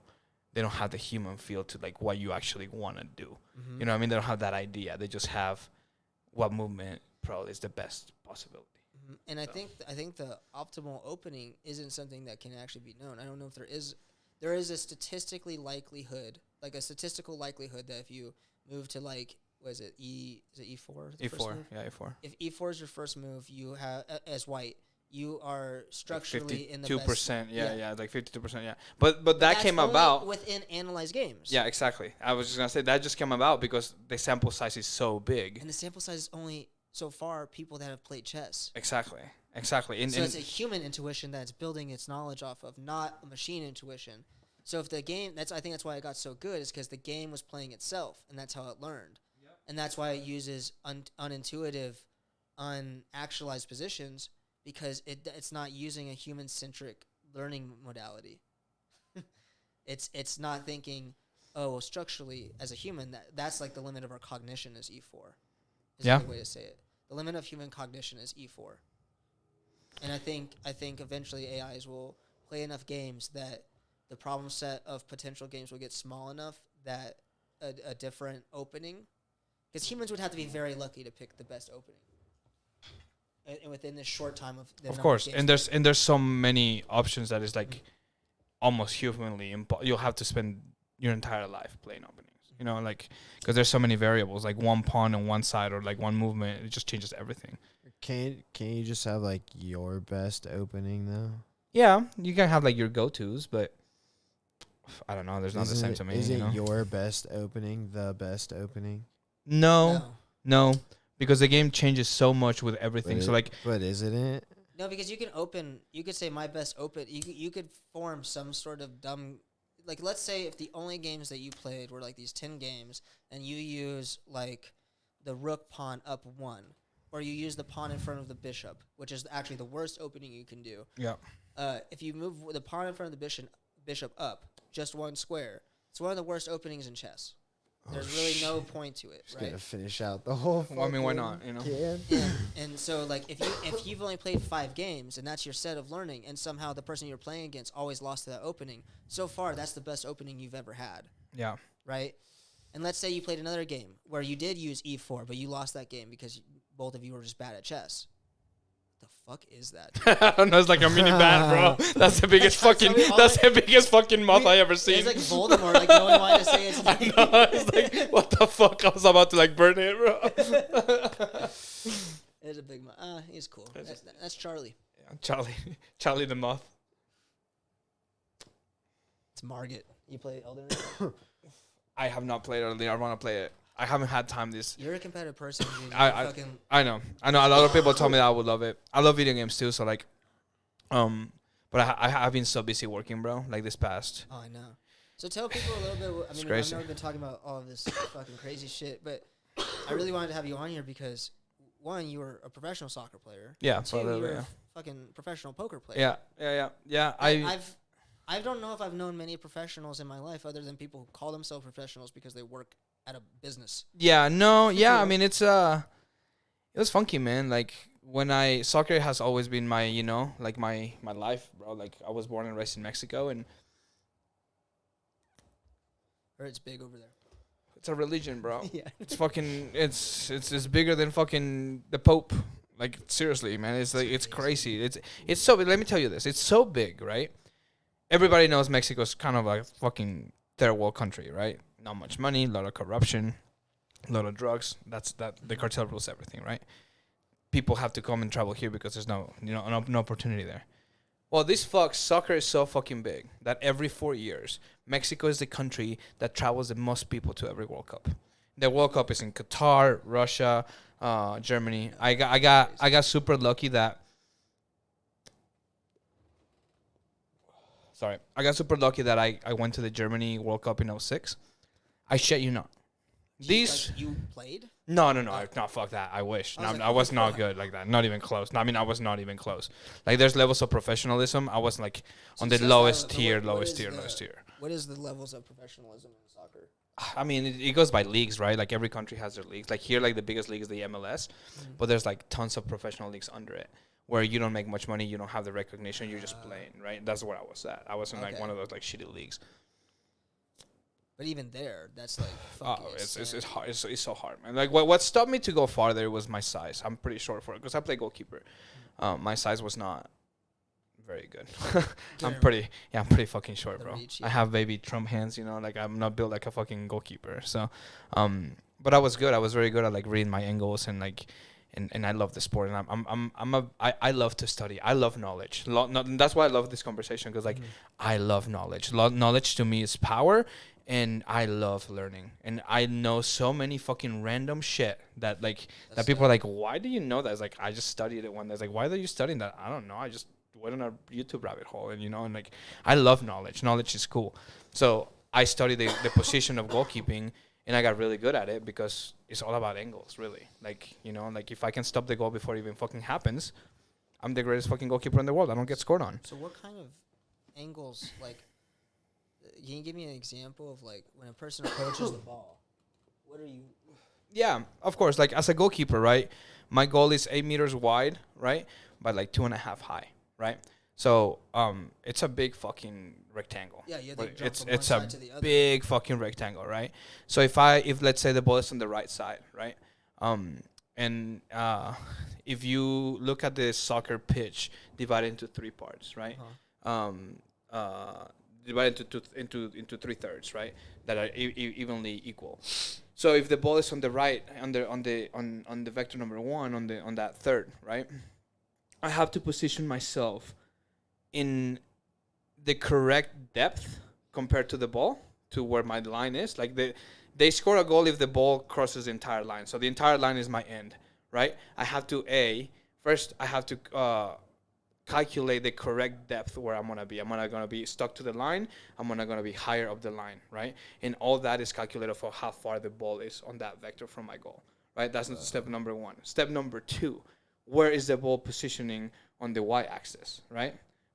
So if the positioning is like you can split into like a graph, right? On 1-1, like I have to set myself on certain angle of the goal. If my goal is 8 meters long, I have to set myself on meter number 2 for me to cover the most of the goal by just my pure body being there. So it's pretty intense, man. When you break it down to like the actual science of what goalkeeping is, that's what made me good at it. You're maximizing the amount of your body that is protecting the range in which the most probable angle of the ball is going to take. Yeah. What then you add another layer. That makes so much sense, though. Yeah, exactly. It makes sense in my head, right? Like I'm like, oh, okay, it's just about angles. Or like, I would get in front of a goal and be like, okay, I gotta be like Jackie Chan. Yeah, exactly. A lot of people think that, right? A lot of people like they're just gonna be like, oh, I gotta be super athletic and just jump left and right. Like it doesn't work that way, right? Fucking smart. All I have to do is block the fucking ball. I don't even have to fucking catch the fucking thing. All I have to do is block it. Thankfully, I'm kind of athletic, so I can actually catch it and just actually fucking, go get it. But then whenever you can add another fucking layer. Is the fucking shooter left-footed or right-footed? Because the ball is going to take a different angle if you shoot it with the right foot or if you shoot it with the left foot. So now you have to put that into the equation and readjust yourself. So you just have all these variables. It's like a math problem to me. It's like you have all these variables and you just have to solve them by just positioning yourself in the correct spot. So so left-footed or right-footed, the position of the ball in front of the goal. But then also, are you then recalculating based on the trajectory of the person running at the ball? Yep. So they're coming from left or right or center? Yeah, and then once you get good at that, you can start cheating a little bit, right? You know that the player is left-footed, so most likely he's not going to be able to shoot into your goal because the angle he's taking is too flat, right? It doesn't have enough margin of error for him to actually shoot. So now you know that the ball has to completely go on this direction. It cannot come to this direction because it will be A, impossible to get scored on, right? So I'm not worried. B, it will be really fucking stupid if that player takes that spot, right? And whenever you play to a high level, it's obvious where the ball is going to go. With their strength. So I'm going to go with the probability. All right, there's 2% chance it's going to go this way, and out of that 2% chance, there's 2% chance that I'm going to get scored on, so I'm completely safe. I'm going to position myself this way. That way I can cut the pass or cut the shot or anything like that. Then that's pretty cool. Another person. Yeah, and then you have another person eating at you. So now that's where the athleticism comes in, because now you got to protect yourself and catch the ball and all that kind of stuff. So it's like a mixture of everything. Not even just another person like after they kick the ball, but you have another person with an equal amount of knowledge of what you're trying to do. Exactly. And is the counter of it, right? Yeah, he knows trying to fuck with you. Yeah. To make you make the wrong. That's why I love the positional goalkeeping, right? Because whenever it's going like what is called a one-on-one, whenever there's a breakaway and the forward is coming at me now I have to think like he does. Now I have to reverse myself. It's like, okay, he's coming at me at this angle. What is the most likely way to do it? Is this way. Okay, he knows that I know that it's this way, so I'm gonna fake it go this. Like it's just a complete fucking leveling thing, and then you have to pay attention on like the mistake that they make by like barely touching the ball, compared to like if the ball is like stuck to their foot, or if like they take a bad touch and the ball goes forward. Because if the ball goes forward, that's why they hold that ball a little bit. When the ball goes forward, now it's my time. He made a mistake. He fucked up. He lost possession of the ball. Now I'm coming out and closing the angle even more and attacking the ball now, and that's when like the athleticism comes in and stuff like that. So it's pretty complex if you actually break it down like that, man. And that's like now I coach soccer at UNR, and I think that's what makes me a half-ass decent coach. Is that's like so cool. It's like I understand the game to the detail. Do you think everyone understands that? No. Okay, I was gonna say like not even close. 'Cause that sounds like some John Danaher shit. Yeah, not even close. Like that. The amount of time that I had spent studying the fucking position of goalkeeping, it's ridiculously is laughable. Like people are like, why, dude? Like why are you spending your time in literally analyzing frame by frame my favorite goalkeepers in the world on fucking YouTube, analyzing stop it frame by frame to watch their footwork, to watch their angle, to watch the position of the hands. You play poker too. Yeah, so and my mind is very strategically. Did you apply that to Oh, poker? 100%. Yeah, 'cause 100%. now you're like, okay, what's the probability that this gesture, this whatever he's doing? Because I can look at a flop. Poker's a lot of math. It's way more math, right? I play poker on a very unique way that I don't think many people approach it, and it worked for me for years, bro. It worked for me forever. I could play cash games all the time. How much money did you win? Oh, man, I won a lot. I won quite a bit. I won and I lost a lot too. I lost I lost a lot. You know, like poker is a completely different fucking beast, right? Yeah. It's and like to this day, like I love the game and now I haven't really studied it, but like before I studied it all the time. And you know, playing cash games, I would just make my rent and just chill for the rest of the fucking week and month, and you know, and just chill. I had the fucking life, man. Yeah, it was How great. did you get good at it though? Like what made A lot of made practice. You think that you just play it for fun and you're like, man, I'm actually No, what learning. happened was like I got introduced to it, and then I was like, oh, this is a fun game. It's competitive, you know. It's lucky. It's fun, you know. I like to gamble. So I was like, all right, yeah, that's fun. And then I noticed, I was like, God damn it, the same fucking people win over and over and over and over. I was like, How do okay, they do that? yeah, how do they do that? That's like mathematically, like it comes back to math to me, you know. Yeah, like it's I have a impossible, very, it's I just have a very chance. mathematical like mind. Yeah. It's like, how is that even fucking possible? Like this motherfucker who just won, you know, 5 tournaments in a row. Like there's no way he's the luckiest motherfucker in the world, you know. Like it's impossible. So I started looking into it. I was like, oh, you can actually study this shit. And then I started going deeper. I was like, okay. And I started studying. I was like, oh, there's ranges for the hands that I should be playing depending on the position I'll be playing.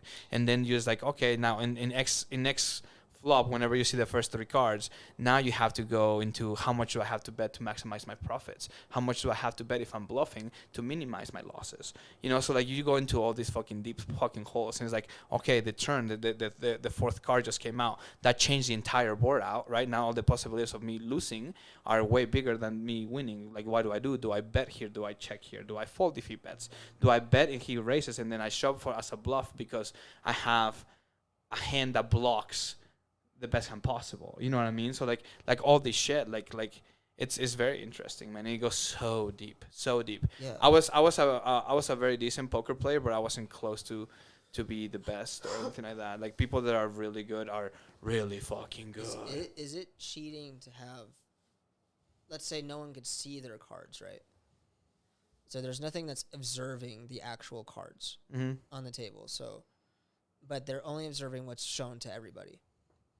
Is it illegal to have like an earpiece in that's doing game Yeah. theory calculations Yeah. that are telling you Yeah. statistically what you should be doing? Statistically, yes. Like now, for example, now there's solvers, right? Now we have computers that you plug in whatever hand you have, right? And you plug in whatever board you want, and it will tell you exactly how much to bet, at what frequency to check, at what frequency to bet, at what frequency to 3-bet, to raise the bet if you face a bet, at what frequency to fold, at what frequency to do anything It's you just want. like chess. It's just like chess. It's pretty much solved, right? And now what people are doing, and that's why I don't like the game as much anymore, and like it lost a lot of Studying my games. yeah, all you're doing is just studying boards and finding patterns, and now you know, and now you're playing optimally. You know what game theory optimal says. How do people break that? Is there a breaking it, or is it No. just the nature of? It's just the nature of the game. It is the way the game evolves. You know, like when I started playing, it was all about feel, and it's all about like, you know, like not really reading tells. I mean, that plays a part, but it's not as big as you think, right? So just all about like understanding the flow of the game and understanding like, okay, like I can make a bet here because I know that he's weak, and like I know that he knows that I know. Like so, like there's so many like fucking mental warfare. So it's pretty neat. Do you think that there could be, like, if you put, let's say we put 2 agents together that are equally competent, and let's say they could justify why they did what they did, do you think there is what would it say? It What would would. those computers, like, what would the losing computer say, and why would it explain why it lost? Because there's variables. Especially if it thought it Because- was going to win. Because it doesn't matter. Like this is the beautiful thing about the game, right? Uh-huh. And this is what the game, the ecosystem of the game still exists. Because if if this variable wouldn't be in, all the money will be sucked up by just the few that are playing the perfect game, right? Because sooner or later the money will dry up, and then all the money will be on those hands because they just won everything, right? But the beautiful thing about the game of poker, there's variance. There's always variance. You could play the hand perfectly and still lose. That is a fantastic way because that attracts people that are new and they're like, oh my gosh, I just beat the number 2 professional in the world, right? When in reality they hit a 3% chance of winning, right? But they fucking hit it. They hit the fucking 3%er. So like now they think they're the fucking greatest player in the world. So now that money is gonna stay on the ecosystem. But because there is variance. It would do that. If you put 2 engines, like no limit hold'em is not solved 100% yet. Not to my knowledge. But I know that limit hold'em is. Limit hold'em is you can only bet $5 at a time or whatever the stakes are, right? Like so do the rules of chess, rules of poker have to change because a game gets solved? No, it didn't have to change, but limit hold'em in play, but you also it is solved, but the human aspect changes everything. Because not everybody has a computer on their brain, so not everybody can play perfectly and optimal. So there's always gonna be mistakes, right? Yeah, but if you approach that optimal, it's different than chess, right? Like I think in poker, because there's so much variance that if you're even in the proximity of that optimal mode, you are more likely to win, right? Yeah, whereas of course. To chess, Yeah, you can play the perfect game, blunder yeah, exactly. Mm-hmm. Yeah, no, yeah, I agree. Yes, you're gonna maximize your chances, so and that's why there's winners. This is and that's the game why there's theory, losers. Yeah. But it's still not perfect, right? So if you put 2 perfect engines, and the way poker, like if you play 5 million hands, in the perfect world, it should be 50-50. It should end up 50-50 because both engines are going to play the game so perfectly that it's just going to come down to variance. And variance, the bigger the sample, the more even it is. Do you think if people had to give an accurate if an AI ran a background check on a table of poker players, do you think it would be able to predict the outcome every time? That's such an interesting question that I have never thought about. Because it clearly would know the statistics with the cards. But if it had enough sample sets of doing this over and over again, it got trained on it, right? Of trying to predict the game. Do you think it would be like a 99% chance? Do you think people are so predictable based on their historical events? Yes. And even if it analyzed their past, let's make it even more crazy. It analyzes not just their past games, video and everything, but it also analyzes their history as in depth as you can get. Yes. It would absolutely predict it. I totally believe it. Perfect example. In early 2010 or something like that, 2013, give or take, 2007 or whatever, somewhere early and around that time. This player came online. His name is Isildur One. That was his nickname. This motherfucker came in and started playing the biggest stakes in the world. Like, I mean, the motherfucker was winning millions and losing millions within hours. And I'm talking about like bluffing with like ace high on $1.1 million boards. And, like fucking amounts of money that you can't even fucking fathom. You know what I mean? Like just ridiculous. And this guy came in and just started fucking crushing everybody. His game style was so different from what the meta game was that it was the perfect balance where he just started crushing everybody. Interesting. He started like the meta cheating? No, not even close. He just his game style was so different and it was so off game theory optimal that he was at the level that his level style was at the perfect level where the meta game was, where the meta game is just gonna like tip over to him. You know what I mean? So he just won infinite money, right? So what happened was a group of poker players, led by this guy named Brian Hastings, they got a hold of, this is the part that is cheating, right? But they got a hold of the database of hands that this Isildur guy played. And they analyzed it for a long time. So they found patterns, and they found game styles, and they found like all these, like whenever he was bluffing, he was betting X amount of the pot. Whenever he had it, he was betting X amount of the pot. So they started figuring out all these patterns and all these like percentages of when he's bluffing and when he's not.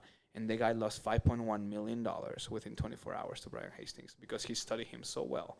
and he understood so well what he was doing that he did that. So yes, if a human could do it, a supercomputer absolutely can predict if the sample size is big enough where variance balances itself out. People are so predictable. Yeah, people are just predictable as fuck, and that includes everybody, Well, I me, think it's you, anybody. It's a limit on our cognition. So we're gonna go with what the strategy that seems to be most optimal for Yeah. for us. Like we were saying, like you were saying, like the most optimal chess strategy must be the strategy that you're the best at, even though technically it's not. It's not.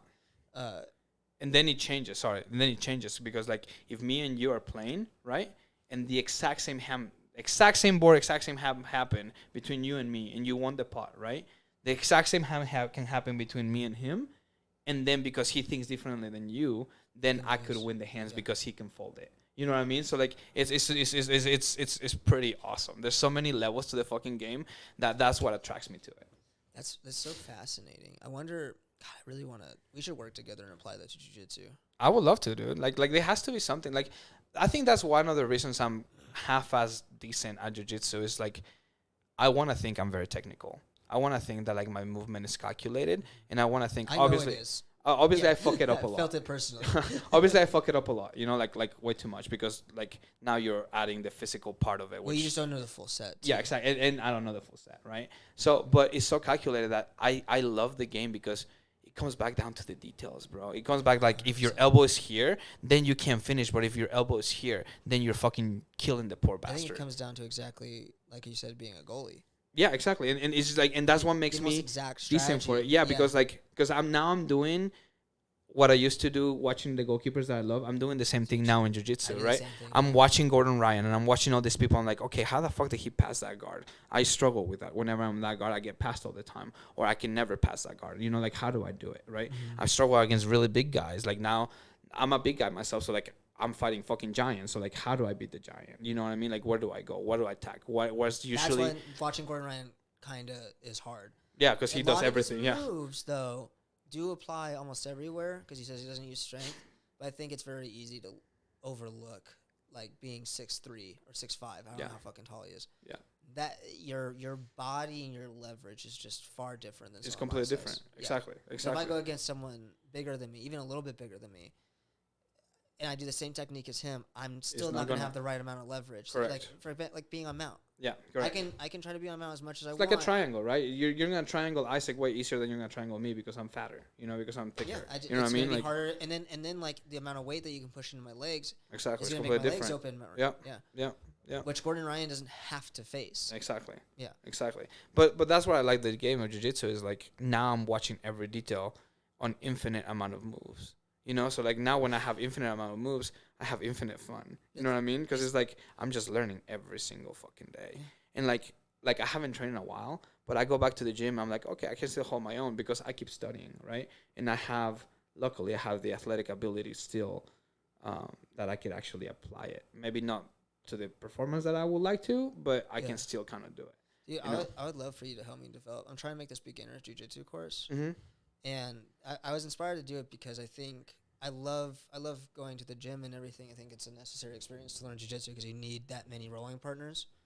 But I don't think gyms have the right curriculum and the right environment set That's up so funny you said that to yesterday. teach people jiu-jitsu early on. On the early and on the most optimal way. Mhm. I think John Danaher has it, right? I think John Danaher is one of those brilliant minds that like, it goes like that. We're lucky that, we Even have then a move a day doesn't it doesn't do it exactly, right? Yesterday I went, I coach at UNR Mhm. and Tiha. Mhm. He opened that fucking Nevada Jiu-Jitsu club or whatever, Mhm. right? Like for the university. I actually gave a class yesterday and Ooh. I fucking loved it. It was So so fun to fun. teach. Yeah. It was so fun because I'm not good at it, but I know one or two moves that I'm fairly confident that I Mhm. have the There's technique techniques right that down. you can explain. Yeah, everything. exactly. And like I just taught a Kimura, right? Like from dorsal, right? Which like chest to the tricep, like the grip, like you pull this way if they're holding the thigh, like all this kind of stuff, right? So like it was really cool for me because I was like, man, like I can see myself doing this for the rest of my life thought and the just same thing, fucking dude. teaching this. Like I can just teach this and like I'm already a coach. That's what I do for a living right now. I'm coaching. I'm a soccer coach. I love coaching. I have the knowledge and I have something that distinguished me from coaches. And I don't like talking about myself like this because it makes me feel weird. But like, I guess I'm gonna toot my own horn really quick. That's fine. Go for it. Toot away. One of the things that makes me unique in coaching, I think, is my ability to pay attention to the details, right? Like I have this ability to just see things, and I'm like, oh, that didn't work because of this. You Not can many people do analyze that. too, yeah. Yeah, and I analyze things. I love analyzing things, and not many people do that. So like with jiu-jitsu, that applies perfectly. Like I mean, literally perfectly, because the movement of your elbow, the angle of your elbow is gonna make or break the movement, right? The amount of bite that you get on your triangle is gonna make or break the movement, right? Like the angle that you're taking, like all these tiny little details, like they're just so fun to me for me to watch. You know what I mean? And I don't know, it's just really cool to me. It's just a fucking. I wanted to write like a jiu-jitsu philosophy book called Constricting the Unknown, because I think that's ultimately what jiu-jitsu is. You have a problem set in front of you of an infinite amount of possibilities. A person can do, at least within what a personal like a reasonable infinite amount of possibilities, right? And depending on how they react, you can shrink that set down. And depending on where you are, you can shrink that set down even further. And then so theoretically, you can propose that within any range of movement, there is an optimal approach, and then based on any range of body size, there is an optimal amount of torque and leverage you can get by positioning your body a certain way. Yeah. Right? And so if you use those two things, and then you have to think about the pacing of the event, right? So not just are you limiting the amount of unknown to a controllable set of a workable, a finite probability of things that you can train to get good at. I think it's also, just as a tangent, the fastest way to get good at jiu-jitsu. If there could be a course that did this exactly and outlined it like this, is teaching people the intuition of reducing the sets of probabilities into a manageable set. I think that's what jiu-jitsu is. I think you're right, but I think the only flaw on that is people don't think that way. People will not approach the game that way because it's going to be so foreign to them that they're going to be really, really, really, really uncomfortable. I think you can teach them to a certain amount of people. And to the most logical people, yes, you can. To the people that see the game of jiu-jitsu as a chess match, yes, you can. Yeah. To your average athlete that just wants to grapple and burn calories, you cannot. But I think they'll get. I think they will be eliminated from the equation. Oh, for sure. Because that's what's happening with Gordon. Yeah. You're watching people. Gordon is the closest example of that, and Danaher behind him. You still see the ability of like really athletic people to get out of situations with their athleticism, but not with Gordon. No. It doesn't matter how athletic you are. He will. He will slowly choke you out. Mm-hmm. He will slowly take your. He'll reduce you to the possibility where the only possibility you have is tapping. Yeah, and I think Danaher is on the same train. I don't know if Danaher is. I think he's kind of looking at it that way. Danaher is just the architect. Mm-hmm. Danaher is the one that sets the blueprint, and Gordon just. Gordon is just like the perfect machine. It's a perfect machine for it. Exactly, it's like the perfect engineer found the perfect machine, and then just running this fucking perfect thing. It's awesome. It's really cool. That's actually like a perfect analogy for what that is. Yeah, he's like a program. Yeah, that's just like put into this fucking thing that goes out there to just annihilate. Yeah, just annihilate. And Danaher has a remote control on it. But that's what I think is actually important about it. Is I think even with the athletic people, you can make the sets so simple and obvious. I mean, it's kind of what we already do, except it's not structured necessarily with the intent of reducing sets. It's just saying, here within a certain situation, this is probably the best move. Yeah. Like here's how you can get to a Kimura in this certain situation. Whereas like I think if the focus of jiu-jitsu was initially to reduce the set, and I think that's what Danaher does, and I think that's why it works so well, is because he's not saying like, okay, here's a good move from this position. Here is the best move. Yeah, he's just looking at it the optimal way. Mm-hmm. Yeah, that's awesome. Yeah, of course. But then you got to think about this, and this is what's so crazy about jiu-jitsu. I mean, about humans and technology is Danaher might be the most brilliant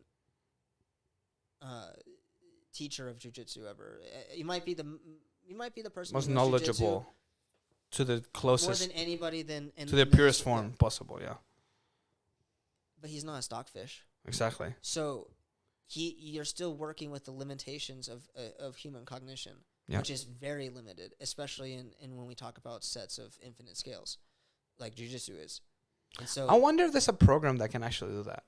I feel like there's too much. I mean, There's Yeah, I would millions say of fucking yes, variables, but like you could like you can simulate a human enough where you Yeah. can simulate torque, but I don't know if you can simulate. You'd have to have. it's infinite variables because it's like every movement at every position possible and every combination, right? So like because now you're adding also defense versus offense or offense versus defense. I'd love to talk to Lex Friedman about that. I know. It's Hey, Lex, can you program this? yeah, And you'd be like, yeah, I would love to. let me do it real quick, and you probably like solve the game of jiu-jitsu like from takedown. Okay, if you get your left sleeve grabbed, what's the best way for you to go to submission? And you just do it. You know what I mean? The only problem with that is your opponent will have to be fighting the exact same way, because because like you can have the optimal thing, but if your opponent does not play optimally with you, then the equation gets thrown away. I think it depends on the scope of where your thing. I guess starts. you're right, because it resets. Because like if he does not do the optimal thing, he does the second optimal, the third optimal movement. Yeah. Then you still reprogram. You still as have the long as knowledge. your Yeah, you're set right. is small enough to manage. Yeah, It doesn't have to be the exact move, and that's why I think Magnus is so good. yeah, Because I think other people who play against Magnus play like almost next to perfect optimally. They read all the books. They know every fucking move. They know every line. They know every sideline. They know every gambit within that line. And then Magnus also knows that, and then he intentionally just throws puts them you off. in a new game. Yeah, you're like, So you oh, can't you know be- this line. Now what about this line? Mhm. I agree. That's and awesome. I think so. Magnus would be the example of someone who's like, no, there is, and this is why I think this is what the AIs are doing. I think Magnus is closer to the AIs than all the other chess players because he is developing, and it might not be a forefront cognitive understanding, but it could just be an intuition he's built from playing chess so well. But when you move a piece, there is probably some probability that the next move you make based on their reaction is the only good move you could possibly make Yeah. on any game, right? And it gets more complex the more pieces are active on the board, or the more squares are active, and there's less pieces, right? It gets more complicated, but it's so fucking wild. It's crazy, man. It's so deep. I love it. It's fun, man. I love. My mind just works that way. I love like little puzzles. That's and why I stuff want like to build a beginner's course. It'd be fun, man. I'm more than down. I mean, obviously, I kind of want to get better at jiu-jitsu, so I have more knowledge with it. But I think That's why I think the beginner's course is so good. I would because love it's, for like, you, just for very entry level. yeah, Here's like the 3 things that you should know. you to just do learn when you're that's the standing. most optimal Here's ways. the Yeah, stance. Here's the 3 best techniques known to man. I'm so down, far. man. Like let me get a little more free time here pretty soon, and I'll be more than down to just fuck around with it and Yeah, cause maybe just develop something. I would love to work on it and then have you kind of like be like we could roll and we could like iron out the details. Yeah, I have mats in my house in my garage, so like we can just I Do you? didn't show you my house. Yeah, my whole fucking other room is mats. Oh, that's awesome. Yeah, That's fucking awesome. yeah. Shit, how long have we been going? Almost 3 hours. This has been a good podcast. 3 hours. Yeah. What the fuck? Do you gotta go? You gotta go home. Damn, that's crazy. This has been an amazing conversation. Thank you so much for doing my podcast. Oh, for sure, man. Is there anything you want to shout out on the podcast? Any Instagram or anything you care about? Or Not really. Not really. I'm not like a flamboyant guy like that. I would love to do this again though. This Yeah, this dude, is this this is is fucking fun. great. This is I a lot love of fun. talking like this. Yeah. Yeah, this is a lot of fun. So I would love to fucking do it again. So Hell yeah, dude. Thank Yeah. you so much for being. no, I appreciate it, man. It was fun. Yeah. I'm looking forward to come back if that's okay. Fuck yeah, I dude. fucking loved it. As much it's as you fun. want. I mean, I'm not like Joe Rogan. I don't have like guests. Yeah. I could actually use more guests. Yeah. You know? Yeah. Fuck yeah, dude. Thank Yeah, I you would so love to, much. dude. I would love to, man. Actually, before we go, is there one thing, if you could pretend like that there's a lot of people watching this, if there's one thing you could say to humanity or people or just anything in general, just anything that you'd want to leave, what are your dying words? Hard work always beats talent, and I think that's been very true in my life. I'm a very hard worker person. I work very hard, and I got where I'm at by just working, working hard, and And whether I have a lot or whether I have a little, you know, I'm very proud of what I've accomplished, and it makes me feel complete, and it makes me feel happy knowing that, you know, I work hard for what I have, and you know, it could be, you know, I have very little, but you know, I'm very happy with it. So hard work always beats talent, I guess. So That's I don't know. beautiful. Yeah, It's a perfect way to end it. yeah, Hard I work like always it. beats talent. I like it. Yeah, Thank So- you, Evan. you're welcome, bro. Awesome, man. Catch you guys later, and thank you for watching the Ghost Show.